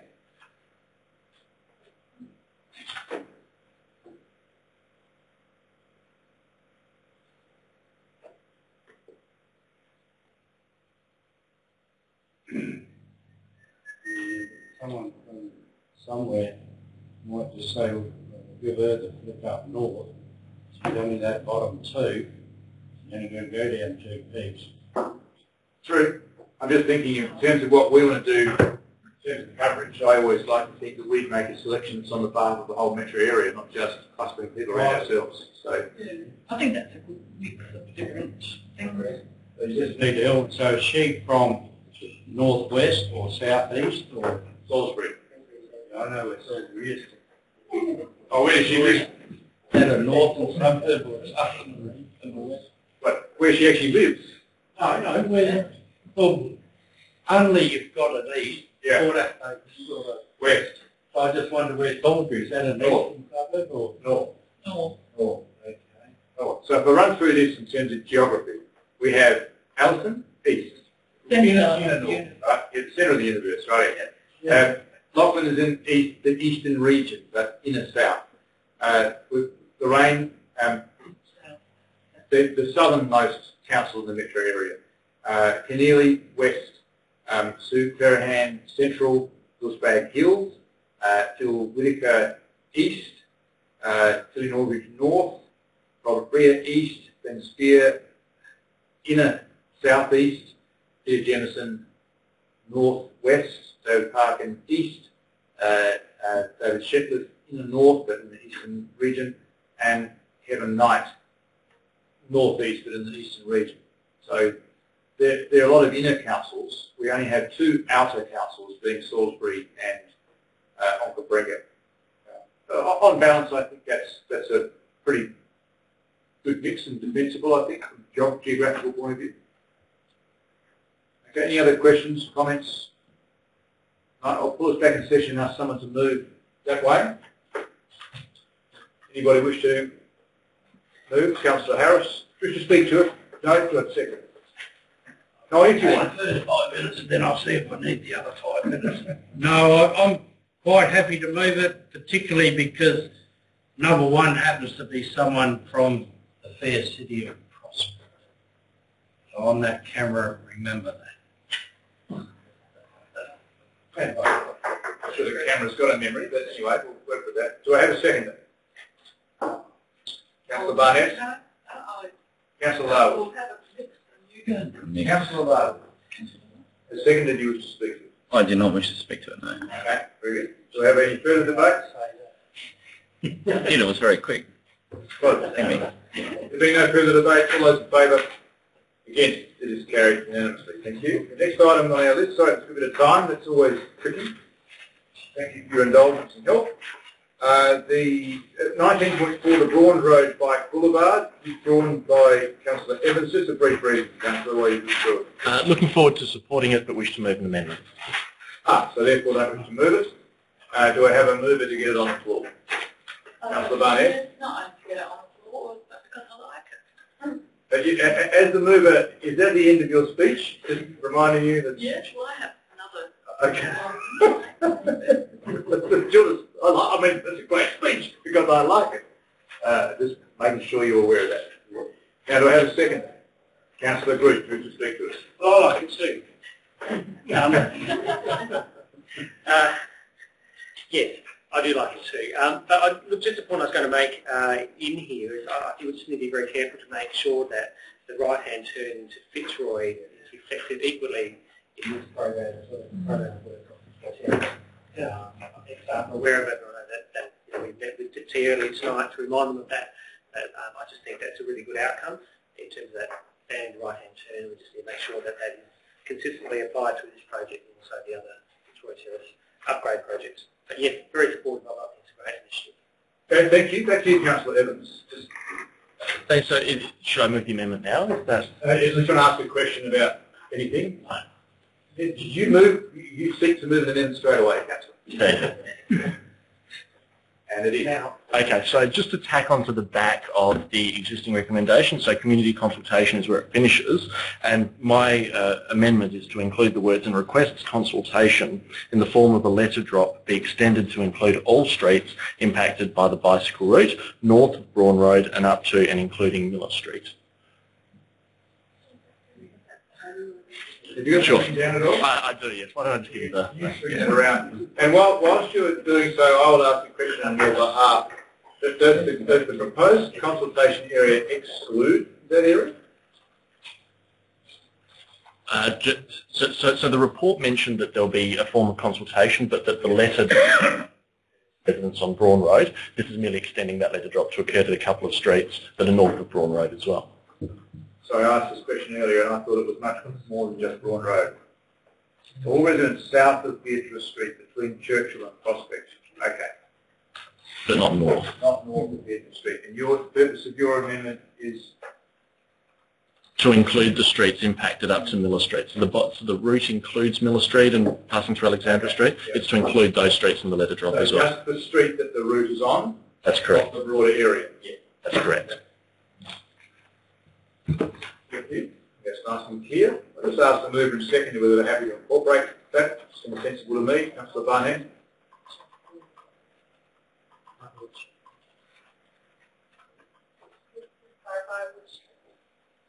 If you look in the report, the bicycle route is nominated on the report. No, I don't think you need to clarify what streets. The bicycle route is defined in the papers, north of Braun up to and including Miller, which is the last street before Frequency Road. But William and that part of Redden and Miller. Yeah. I think as a chair, I think it's defined enough. Sorry? Yes. The whole council area. Yeah, answer your question, yes, but it's not that many more houses. Yeah. So, Councillor Barnett, I was asking whether you as a mover are happy to incorporate that change. Certainly. Yeah, I wondered where you were. Holidaying on another planet or something. Councillor Group, secondly, you're happy to incorporate. I'd like the amendment as much as the project. Yes. Well, I love here. Do I seek leave of the meeting to incorporate that change? All those in favour? Against? It is thus incorporated. Thank you. Councillor Evans, anything further you wish to add in debate? None at all, other than now I look forward to supporting the motion. I think it's a good amendment. Really, it is only that we're encouraging an entire cycling. Councillor Evans has the floor. More or less, it's just that we're encouraging an entire cycling route, and if residents do start to see an uptake of bicycles, as we're hoping down their streets, Miller Street, William Street and the like, it would be good that they're aware of the project, and when they see yellow bicycles down the path or illuminated on the road, that they have an understanding of what we're trying to do. So I'm grateful that the amendment's passed, and I look forward to supporting the motion. Thank you. Technically not an amendment, it's now become part of the motion, so you didn't actually need to move an amendment. Oh, right, okay. Yeah. Oh, well, very good. Anyway, we get the point. Sorry, it's just a bit of a simpler process. Sure. And it means you don't need to debate it as much. Yeah, okay. Incorporate into the general motion. Yep, very good. Any further debate on the motion? Councillor Barnett, wish to sum up? I think there's been more than enough said, more than enough love spread around. Yep. So you don't want to speak? Probably not. It's a great project. That concludes debate. All those in favour? Against? It is carried unanimously. Thank you. Right. Our next item, 19.5, application for elected member training and development on page 741. I've withdrawn it because we need to put one or two or no names or more, up to us, in this item, but we have to withdraw it to do so. We've had two applications to attend the LGMA National Conference in Darwin on 30th of April, 1st of May. Is that the date? 2nd of May? No. May. I'll take any questions people have got about that. I think everyone's had a chance to apply, submit, whatever. And so we've started to deal with that. You've got it in your papers. Any questions? No? Well, sorry, Councillor Lowell. Yes. Would I presume that it's too late to apply? If it is, then it's fine. I just didn't get around to applying to attend the LGMA conference. I'll take the first question first. Is it too late to apply? Do we have a deadline that's in the effect? Certainly. So, by law, no, it's not too late to apply.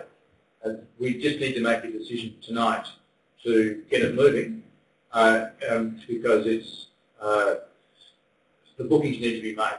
So if we decided, for instance, to defer this or add someone else next month, we might not get as good a deal, like the early bird deal and the room rates and that sort of stuff. But we can make a decision to send someone the day before if we want to. So that's a long answer to your question. Yeah, sorry, it's outside of policy our governance manager is telling us. Because our policy suggests we get very well organised. Yes. CEO, the budget for this, just to anticipate a question, can the budget cope with 3 instead of 2? We are in second. Sorry, through you, Matt. It would require a budget variation, but very small nature. So what's the budget? What are the budget constraints at the moment? Just remind me. 1,997 would be left. If there was 2. So we would need a budget variation in the order of $1,600. Is that correct? Okay. So that's a longer answer to the question that you would ask next councillor. You want to go? So you now need to make a decision, councillor, whether you're applying to go. Yeah. Okay. Sorry, councillor, can you give us some direction? I would like to apply to go. Right. Okay. Take a ballot. Sir?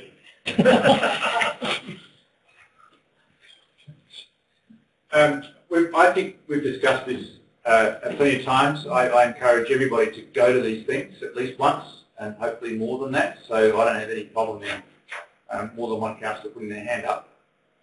Now, in terms of working out who goes, we used to have a policy that 4 or half the council would go. It was a matter of just trying to move that through the cycle over the years. We don't have 4 before us, we have 3. It seems a relatively easy decision to me, because there's minor budget variations that we would need to support 3. Does anybody wish to discuss not sending 3? Because if we don't, then we need to have a ballot process. Councillor Blunt. Just in regards to this, Kerry alerted me to the fact that there's Sorry, Councillor. Thank you for my stand-up. I'll just say standing up and seeing it. Kerry alerted me to the conflict between, I think it was a board meeting, and so mine is provisional. Now, fingers crossed I get onto the board, it would be great, but even if I was a proxy, I'd still like to attend the board meeting. So I don't know how that would work.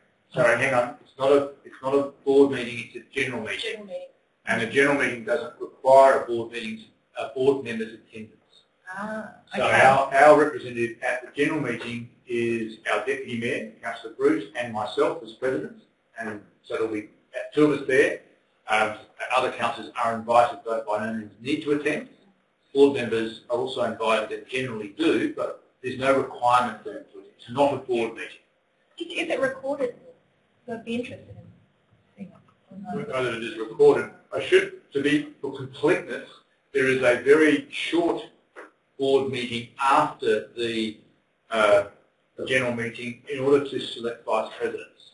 So that is the only topic. So welcome the new board, welcome the new president who takes the role on at 10 o'clock on the day of the general meeting. So the new president's first meeting is an informal one, purely for the purpose of selecting vice president straight after the. So sorry, there is a board meeting, but it's not the 300-page agenda. It's just that one item. Okay. Thank you. You're saying you may withdraw, but you need to make that decision quickly. The election result will be known on the 8th of April, I understand. Is that? Do we have a Wednesday? There's room for 4 to go. Yeah, and I apologise. Your question reveals an embarrassment. It's a clash that is undesirable. The question's been raised at the board as to why there is a clash. The explanation from the Secretary is that the venues are booked 2 or 3 years in advance, but the LGMA conference is a professionals conference. It's not run by the board of the LGA. It's run by the Local Government Managers Association. They didn't talk to the LGA about the forward bookings. We'll talk about this year's, but not 2 or 3 years out. So 8th of April you will know.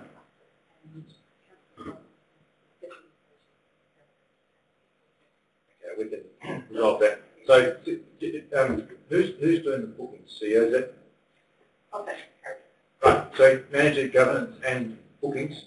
Can we just to avoid embarrassment, can you explain to us what is the implication of us supporting Councillor Bowman to go, but her withdrawing on the 9th of April, say, should she wish to be the general manager?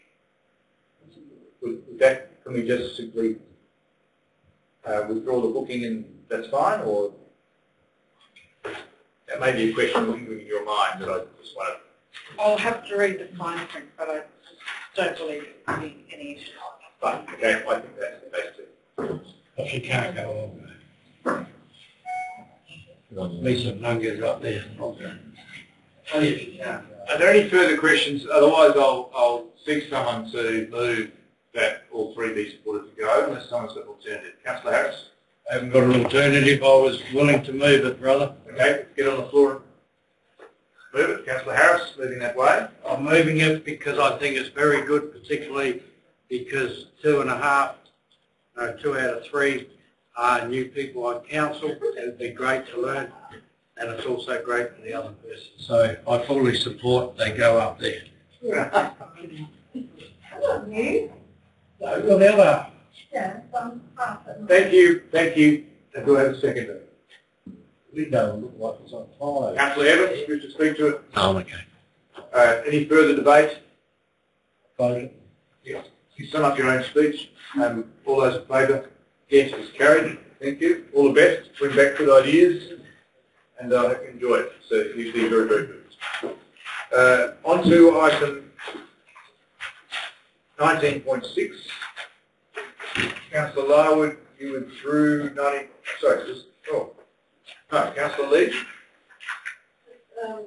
Consider it to get it up the Okay, thank you. 19.6, page 753. Councillor Larwood's got a conflict. It's probably best that you, in fact, you have to leave the room and not be within earshot. We'll come and find you. No, you can't close the door. It's not me. It's only you that have to leave. Oh, right. Sorry, where was I? 19.6, page 753, recommendation is that we approve a loan to the Blackfriars Old Scholars Association. And the Mayor and CEO signed the agreement form, which is given to you so you can see the arrangements, conditions and repayment amounts there too. Any questions? It is a bit of a technical process, but I think the staff have done a good job in the report. Plenty of information there.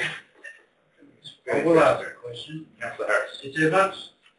Well, I don't think there is, and that's why I'm asking. Is there much difference between 19.6 and 19.7? And don't just say, yeah, they're two different names. I know that, but it's the same.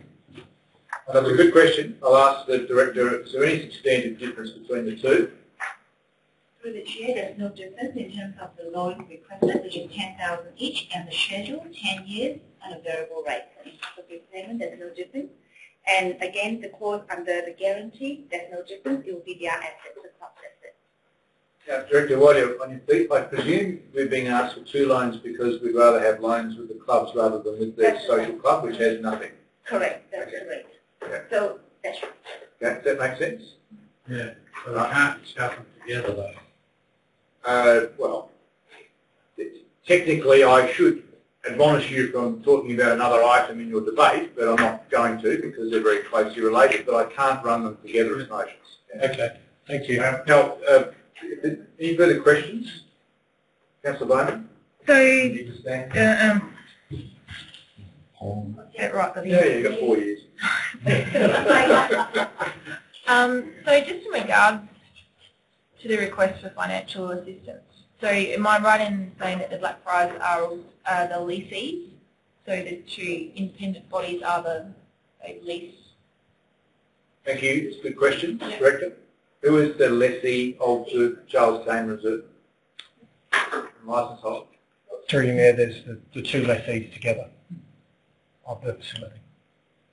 So hang on, just be careful here. The 2 lessees are joint lessees, or are they one under, or? Jointly. They are joint. Thank you. Councillor, does that answer your question? It does. Yeah, thank you. Now, Councillor Lee, is withdrawing it, you're entitled to move it. Hey, would someone else willing to move it? Councillor Barnett. I'll move it. The only board councillor there that has the childcare reserve. So I think we've discussed this before, and advice of our financial staff way to go, and it looks like the both clubs have the ability to repay the loan, and that so is I'll support it. Okay, thank you. I have a seconder. Councillor Harris, wish to speak to it. Yes, and I don't want you to take into account that I'm also thinking about 1970. I want to support it, and particularly... As long as no one brings it to my attention, Councillor. Okay, then, good. I'm going to support, I wish it had been the other way around because I was going to do the other one first. But the reason I'm going to support it is not that it's just asking for a $10,000 loan and a period of time and pay. The mover actually pointed that, and I support that she's looked through it and the explanation of how they're going to pay it, the fees, the rates, all that. So I'm comfortable with that. The reason I want to support this one and another one is because we set this up, we as a council, with the various people we asked to look at it, come on board, see where they went and all those sort of things. But eventually we got two groups to work together, this one and the next group, to work together. Now, I believe we were part of that setup of setting it up. Now, when they came in, and some of you haven't seen this yet, but when you come in, the filth and the den that they moved into was shocking. It was a bit embarrassing to say that some local people had run a football club there because of the condition of the thing, the utensils in there, the change rooms, the building, the whole atmosphere was shocking. Now, we took, I believe a correct old sort of step by putting particularly the other club, the lacrosse club in there as a new venture in the city, an improvement of the soccer venture into the city. So we brought some new areas in, particularly, not just for young people, but particularly a couple of sports, particularly lacrosse, that really gave a good avenue for a lot of young women in the city. And you were at the Prospects Fair, you would have noticed that a lot of young women come over and threw their balls, through the netting and threw that sort of stuff around and really had a good time. So I feel it was good for a city. And if it's going to up and run and continue to run, unfortunately, it's terrible that they can't. But they've got no way of making it quid yet. You know, or they've just about got to that stage with an oven, with a stove, with the things in the doorway. And to me, this sort of gives us a little bit of a cherry to give them a hand to actually get that up and kicking. I'm hoping never to see them again to come and ask for a quid, because I don't think it should be. I think they should be able to run themselves, because that's what they promised us. And this particular group here that we're talking about, 19.6, almost promises the world. I was ready to buy a raffle ticket with those sort of ventures. But if we want this area to work properly, we want these, I believe this is a small token to help them to kick off. So I'm supporting this, and I'll almost say the same thing when we get to the next one. Okay, thank you. As seconder, do I have any further debate? Councillor Lee, sorry, back to you. I am not going to be very popular, but I appreciate the report and I appreciate all the time that the staff put into it. But I'm just really uneasy about this. We have two clubs that came to us with a very, very aggressive lobbying campaign, very aggressive lobbying campaign. And my councillor to the right here said, promising us the world. In fact, it was too good to be true. It was just, what they promised us was too good to be true. Nearly a year in, and they're asking us to finish off. I'm very concerned that this will continue. I am very, very, very reluctant to move the money. I understand what Councillor Harris is saying. I understand all the things about it being fantastic, etc. But I am not keen to lend the money because of the promises that they made us previously, just not true. And a comment was made, if we need more money, we'll just ask council. I don't even want to attribute who made that comment, but I just get a bit worried that they see us as an ATM and not willing to stand on their own 2 feet. So I will not be supporting this motion, and I won't get up and say it for the next one. Any further debate, Councillor Bowman? Danielle. So yeah, I would support Councillor Lee in that comment. I think I might be sharing this feeling that we were ambushed a little bit and at the cost of discussing some of the KPIs for some other issues in a workshop situation.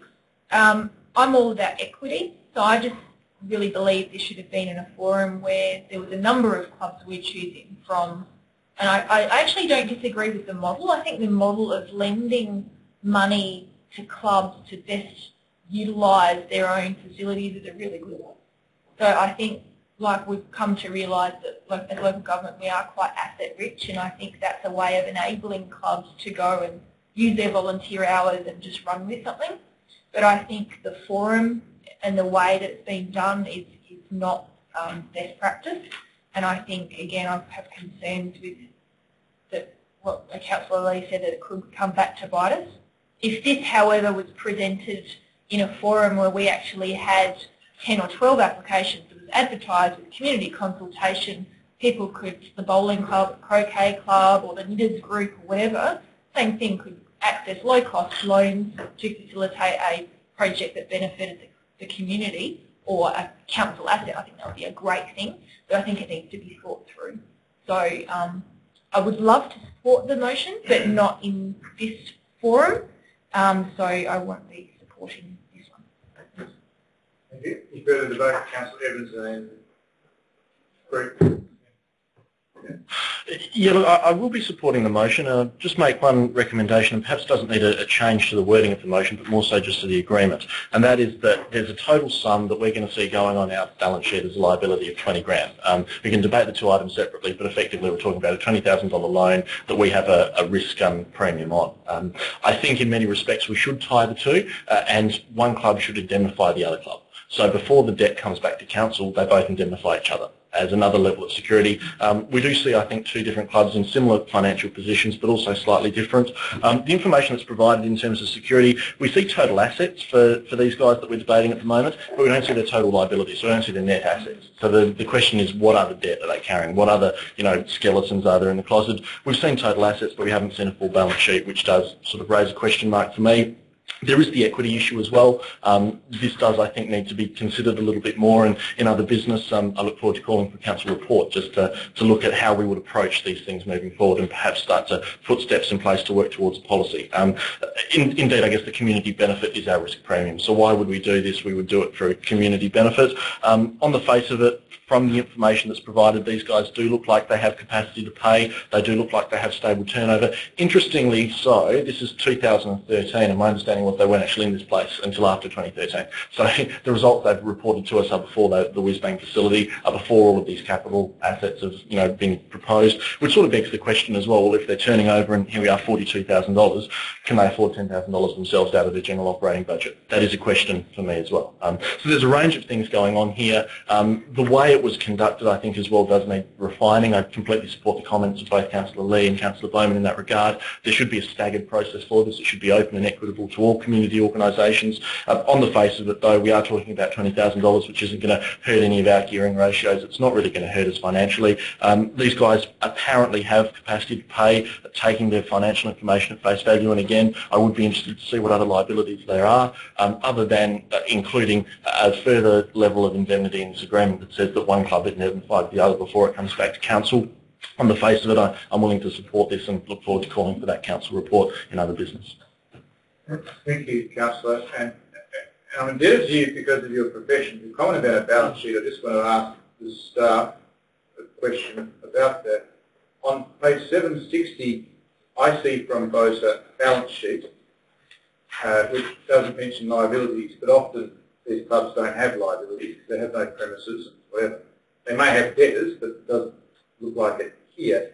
but their balance sheet is attached to a letter from Prem Singh, who's a chartered accountant, who says that he has audited it and has seen the profit and loss statement and the balance sheet.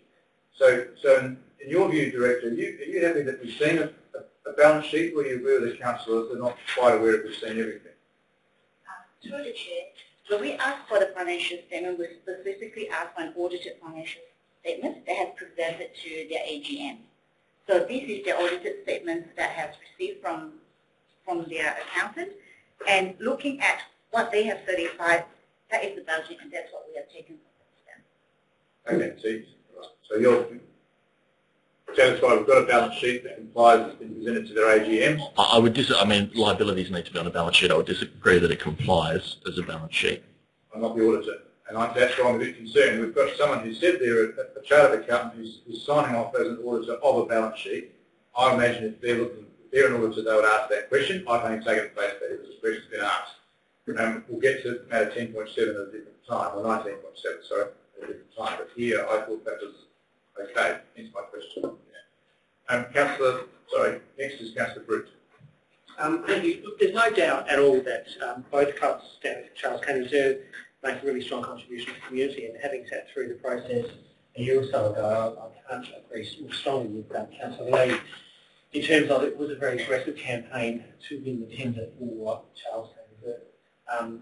I'm still unclear after our discussion workshops about what was actually finally agreed on in terms of what would they bring to the party, or what would they bring to the table in terms of Charles Kane Reserve.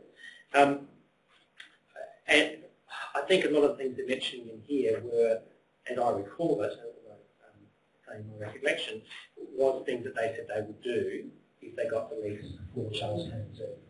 And so I'm concerned that our coming back. We're not an ATM. Councillor Lee is correct. We're not an ATM, and I'm a bit concerned that we're looking at this again outside of any established process. And this is probably the third thing that this chamber has been looking at in the last 6 months, which have been outside of any sort of established policy or outside of an established process. Notwithstanding that there's been due diligence with this, I'm not making comments on that, but we don't have a process for lending money to community organisations. We've done it once as part of the master plan in North Adelaide, which was for a very different amount of money, but we don't generally do this as a service offer to community groups. And that's my concern. If we offer $10,000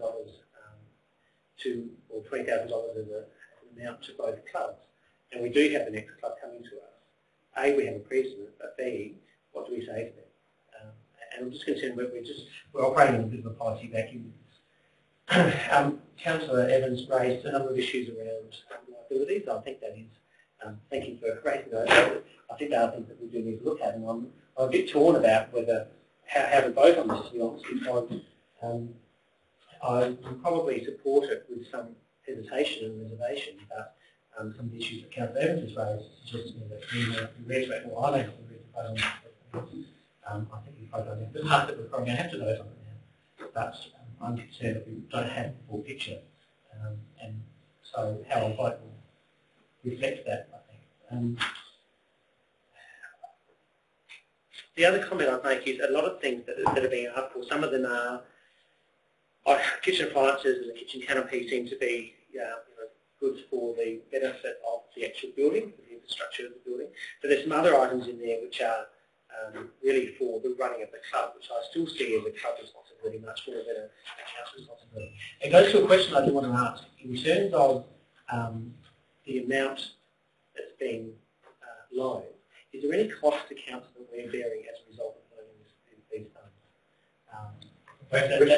We haven't actually talked about that at all. Yeah, through you, Mayor, the cost to council would be the interest foregone. So by not having the investment, cash in our investments, we're losing that interest income. So what manager is charging interest on this? Charging interest at 4.5. The current rate we're receiving interest is about 2 to 2.25. So there's a small margin of increase in revenue to council through this process. So we gain from this. So in terms of, the question was what do we forego? We forego the interest income, but we gain on the side of it. We get additional interest income through the loan. So we make money out of this rather than lose money. Thank you, Councillor. Let's loan more. What are we doing? Okay, so there's no net cost to council then, just We bear the risk, I don't know. Yes, apart from risk and also reputational risk for us as a council, which I think is important. Okay, thank you for that answer. As I said, I'm really torn on this. I feel a little bit like we're being backed into a corner with this decision. I feel like I'm being backed into a corner with this decision. It has been a very interesting set of conversations over the last couple of weeks. I do want to make sure we are seen as supporting community groups, particularly community assets, but we need to do so with some sort of order and some sort of policy framework. Okay, thank you. I'd like to take the opportunity to discuss this from the chair, because I don't think there'll be a split vote unless something amazing happens with the 7 of you. But I do think it's worth letting my feelings be known, because it seems to be there's a different sort of opinion in the chamber. This did come to us out of a process, but to be fair on the clubs, we don't have a process. So if we seek to comply with the process, they will show us what that is. We don't have one. The North Adelaide Footy Club was a master plan process as part of our master plan for the whole precinct. The federal grant application was very opportunistic. We didn't have a process for that either. But we simply applied to the federal government for some shekels to help us do something amazing up there, as long as the club agreed to borrow money. Now, we've got that grant, and the football club were acutely embarrassed because they weren't in a position to put in their portion of it. And we managed to convince them to participate. Quite a different scenario to this in some ways. But we decided as a council to put in an extra 200,000 or 300,000, I think it ended up closer to 400,000 by the end of the project, on the back of building stage 1 of a makeover of that quite major facility in our city. It's a very substantial investment on behalf of the great players, not alone by this council, 350 grand to that club.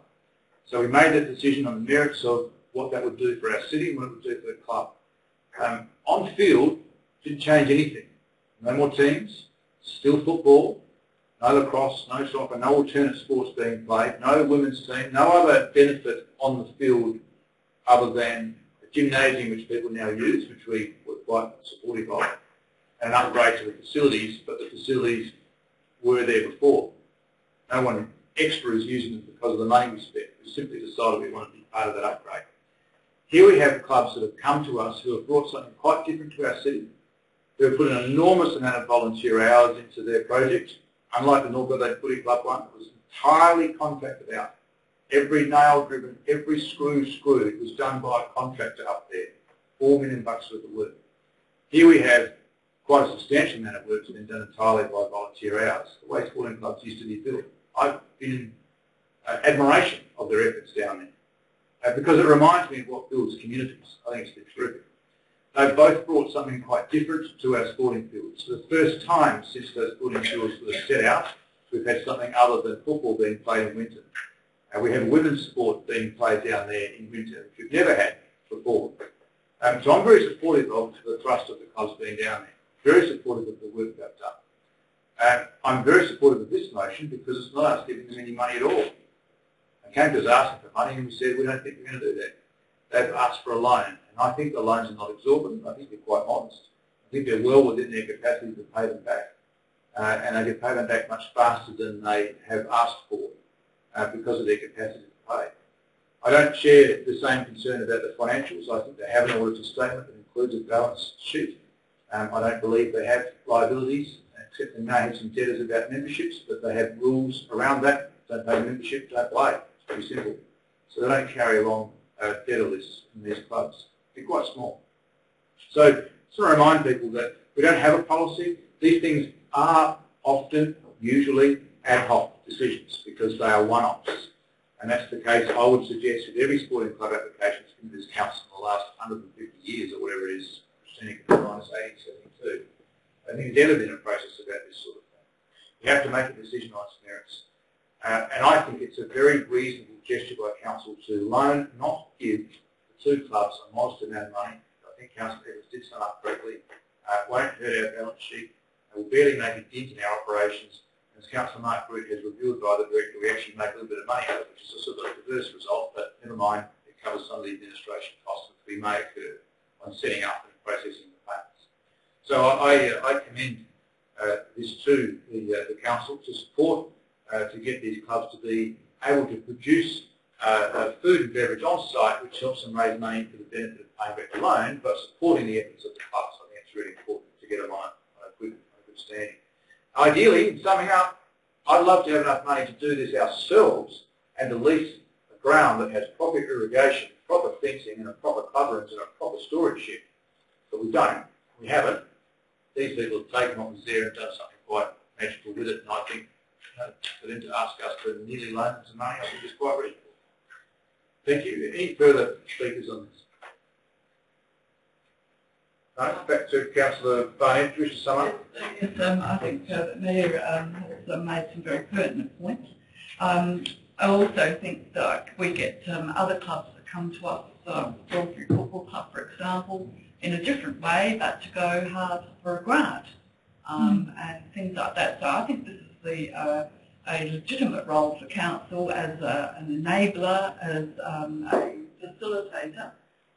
We, instead of us going, say, spending $20,000 and just doing it ourselves, the clubs, you know, admittedly they most probably went in all dewy-eyed and whatever, and then with the hard grist, I think, you know, being seeing what the block program's all about, I think they've been doing quite the hard yards down there. A few dedicated people down there. So they've got approximately at the moment facilities $80,000 already down there from what I understand in the upgrades. So I'm thinking that all the pertinent points I think have been made about that it's not really a risk to us as a council. I think it's more the risk that if we don't support them and they do go under, then how would we feel about that? I think it's better to support now at this level of operations, get some decent stuff in there, not just, you know, second-hand old crappy stuff. Let's give them the shot at doing it.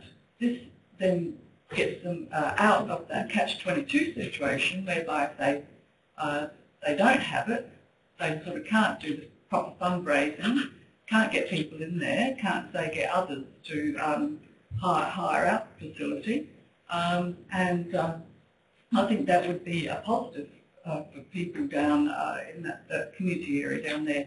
We're getting more people moving into the apartments down there, so I think let's think a little bit forward down the track as well. Let's not just think of now, today, but of the future of that part of Cane Reserve and what can happen there for our community and our future community as well. Thank you. That concludes debate. All those in favour? All those against? It's carried. Thank you. And now on to 19.7, request of financial assistance to West Torrens Lacrosse Club. Similar but not the same. Councillor Harris. I'll tell you the reason I withdrew it. I withdrew it because I was going to move it and explain a couple of points in it, or ask a couple of questions in it, and I still would like to move it. As the mover, you can speak. I will, but I won't take it as long as when I second it, unless I need to reply. In my history in the last 15 minutes, I learnt a few things, and so I might use them in this case. But a couple of points I wanted to point out. In my 18 years now, I have seen, and I won't be in a position right now for people to ask me what it was, but I know we've given assistance in my time to the football club, Broadview, a couple of times, to the Broadview Tennis Club, to the Colin Grove Tennis Club, to a bowling club over there, and I'm not sure if it was here, the bowling or the croquet. So we have done other things in the RSL, ad hoc things, you know, out of the normal. So it wouldn't be the first time, and again, like someone did say, everything should be taken on its merit. Backed in the corner, I heard someone were backed in the corner to sort of come to do this, and I sort of see it as maybe correct. We are backed in the corner because I didn't know what was going to happen. I think like others did, and it happened. But what sort of corner do I believe we're backed into? I believe we're backed into a corner to look after our assets. This is where I was prepared for them, because the assets, and Councillor Barnett and others talked about assets, but down there at Cane Reserve, white man talk, but for Cane Reserve down there, to what we're seeing in the beginning of happening, is one of the greatest assets of our city, is our kids. And particularly, and I will take one thing that David said, and he said it wrong. He said, when he talked about it, David said, and we've got a women's sport down there. We've got 2 women's sports down there, women's sports down there, because they play both the soccer and the lacrosse. So, yeah, and so it's a whole built around thing, and I honestly believe we're not making a mistake, and I think in the life of this council, with you people around there, if we support this one, like we did the other, and maybe at another time, maybe have to have a look at something else, I believe our assets of our children will benefit from it. Thank you. Do I have a seconder? Councillor Barnett, would you speak to it? No, I think it's just Thank you. Further debate? Just other than to make the point again, I think one club should indemnify the other. So before the debt comes back to council, one should indemnify the other. If we could work that into the agreement, that would be very good. These guys have done much better on the presentation of their financial statements.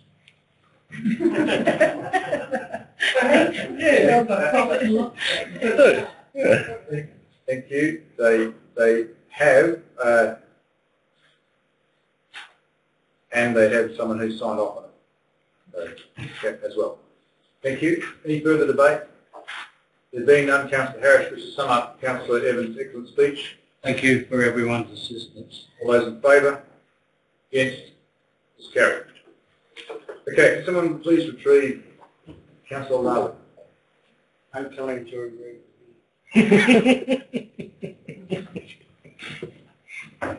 And we have one more item, 19.8, in the diary.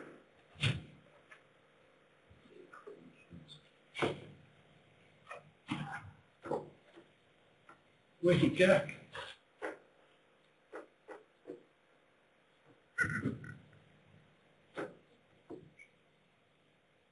As they go out of earshot, he's probably going down the street. They're all gone looking.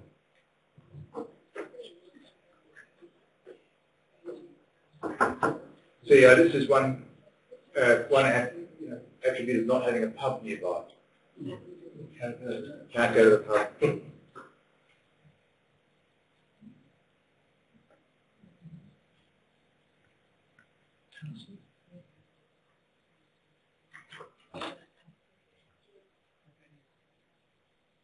Take our notice and do what we can. So we can. No, what the report, the resolution is not. Take on notice what the councillor suggested. Councillor Love, welcome back. And I'm sure that the Director advised you on the way in that both of those resolutions have been supported and amended. So, good luck. Thank you. And invite us down for a well-cooked AHAB medium rare. Thanks to me. I organised some pigeons. Apparently, Councillor Harris and Director Georgopoulos are going to be catching hundreds of pigeons with their bare hands. I thought they were for the north. Don't invite me to that. Okay, item 19.8. A request for review of the council decision, request to write off rates debt, Council Resolution 2211/13. Recommendation is there. Just a bit of information. We have received a request to do a review. We have to do the review. This motion, the recommendation merely says that. Somebody wish to move that way. Sorry, Councillor Evans. I think you withdrew this. So a brief reason why you withdrew it. Yeah, only really just to ask a question. Okay. Someone wish to get it on. Actually, I'll take the question. It's a brief question. Sure. It's really just a question around how it all happened, and I've read the papers, I understand it. It does seem to be a case of bureaucracy, though, us and the Valuer General going backwards and forwards. For the poor ratepayer in this, I get why he's feeling a little bit frustrated. The resolution is that we seek legal advice. That's okay. Is there anything more we can do to cut through the bureaucracy on what appears to be quite a stagnant process? CEO? Yeah, through you, Mayor. I think the answer is yes. and the intention would be, should council accept this recommendation, that I would attempt to negotiate with the complainant and come up with a solution that I'll report back to council. So I believe we can break through that bureaucracy. I think it's a technicality, unfortunate. I don't think it was deliberate. So therefore I think it's reasonable for me to negotiate and come back to you with a solution. Thank you for the question. As the withdrawer, are you happy to move? Yeah, that's fine, I'll move it. Yep. Yep. Moved. Wish to speak any further to it? No, that's okay. Second. With Councillor Barnett, so it was dead heat. Oh. Yeah. I'm moving on. Do you wish to speak to it, Stephen? No, any further debate? All those in favour? Against? It is carried unanimously. Thank you. Now, Council Diary, we have a number of things in here. The Digital Economy Strategy Engagement Workshop date has changed though, item 20.3, from the 8th of April to 15th of April. Make that note in your diary. Play Well Community Forum, first home game on the 11th of April. I'm an apology for, unfortunately, so hopefully Deputy Mayor, are you available to cover that? Excellent. Guests we have arranged, I think. I'm not sure, but we'll check and advise on that. Those of you who are new to council, Where we get our tickets? We just look up. tickets soon enough.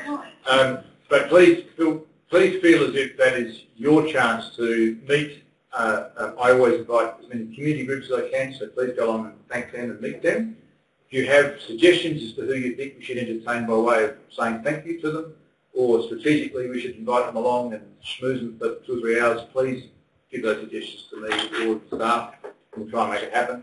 If you have some particular guests you want to bring along, please simply ask. The rules are very loose, but they are. You're entitled to 2 tickets. And in the final week, if there are spare tickets and you want to take more people, please ask in the final week. Don't drive me nuts by asking for 6 tickets for every game for the whole season and not turning up. That doesn't go down very well. So, but please come. It's a good event and it's good fun. Relative viewpoints is the next exhibition opens on the 12th of April. The Local Heritage Places consultation period expires on the 14th of April. So those of you who are dealing with constituents around that, make sure they understand the close date. What else have we got? The couple of performances in the Town Hall. Anzac Day service on the 25th of April. Again, those who are new, Council supports that by providing some financial assistance. We're still doing that with the PA system. We're still doing that. So we have an involvement, but the RSL Club run the event. And I commend the event to you, 6 a.m. for 6:15 start. That's when the planes start flying over. And it's always a good morning. This year, of course, is a special one, 100 years since the landing at Gallipoli on that morning. So it'll be, I presume, a big event, and we'll work again. Public meeting for the local Heritage DPA and Historic Conservation Zone is on the 29th of April. Is that correct? Oh, if no submissions are received indicating that I heard it may not be required, we'll let you know at the next council meeting, which is in April. So, general business. Is there any general business? Councillor Evans. Just a call for a report.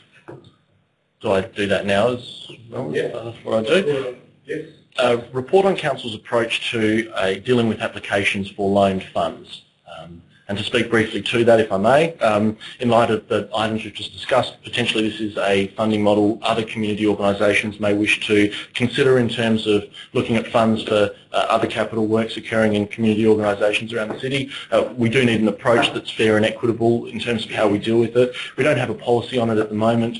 The procedure and methodology through which staff will look at and assess and recommend these applications to council over particularly looking at things like terms. Are we going to approach something with the view of restricting terms to having longer terms? How much money can be borrowed? Who's eligible? Do they need to be an incorporated association or merely a cooperative or a collective?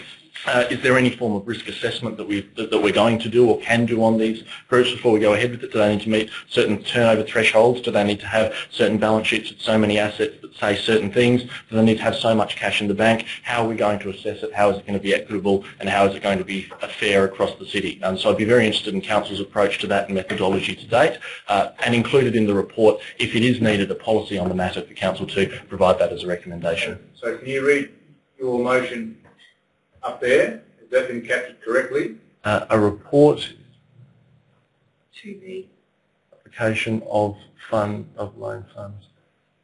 Yeah, including a recommendation, if I can just, including a recommendation on whether a policy is needed.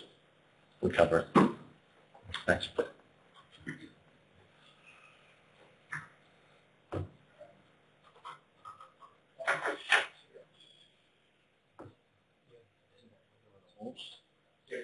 Yes, just with fixed weather. So, Councillor, your motion, happy with that? Yeah, just a little bit of caucusing there as well. Perhaps putting a time frame on it may be a good idea, and by the end of the financial year, if staff think that's reasonable. Caucusing is prohibited under the Act, Councillor. Sorry. Deliberating. I don't know why the state government, who caucus all the time, in fact have caucus meetings, tell us that we're not allowed to do it, but that is the case in our Act. Very good. Loan funds to community groups, well, that's a restriction, but the CEO is suggesting that you insert those words to make it clear about who you're talking about loan funds to. Look, yeah, I mean, keeping it fairly broad at the moment, community organisations is the intent for sure, but whether or not, say, a business were to come to us and say, we've got this great idea, it's going to engage the community, doing loan funds to a business, that's the kind of stuff I'd be interested in looking at. Yeah, mostly. Yeah.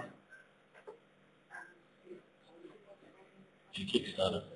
Yeah. So, including a recommendation whether the policy is needed, with the report to be provided by the end of the financial year. Yes, that's the intent.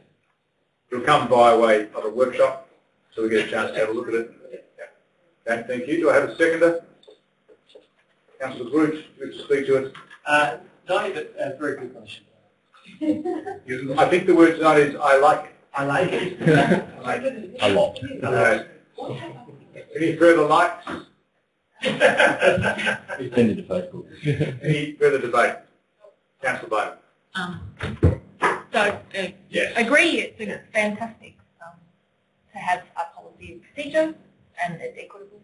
But also, when we're doing this report, we widen it to include maybe facilitating grants and accessing other sources of information, so of resources. Sorry. So I don't know if that could be under the umbrella of the same policy and procedure. So if they're coming to it for assistance, it might not necessarily be by financial loan, but it could be facilitating a grant. It's different.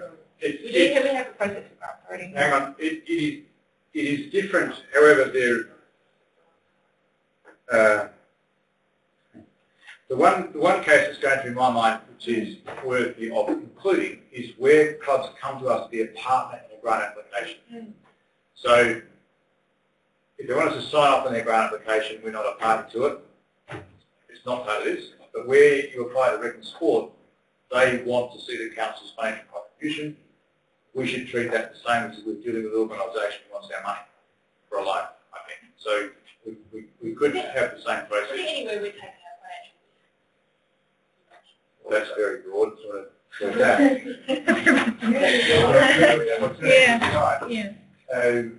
Can I suggest to the mover and seconder that dealing with applications for loan funds and partnerships in grant applications?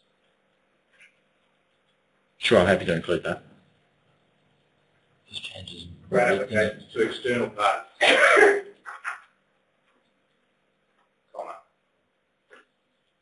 Happy to include that. Seconder, happy to incorporate it. Seek leader of the meeting to incorporate the change. All those in favour? Against? Carry all. Likes, dislikes. Thank you. That becomes a motion. Any further debate? If not, Councillor Evans, you need to sum up. All those in favour? Against? It's carried. Any further items of general business? No? Any general business of an urgent nature? No, in the case of confidential items, our annual meeting is closed. Thank you very much, everybody.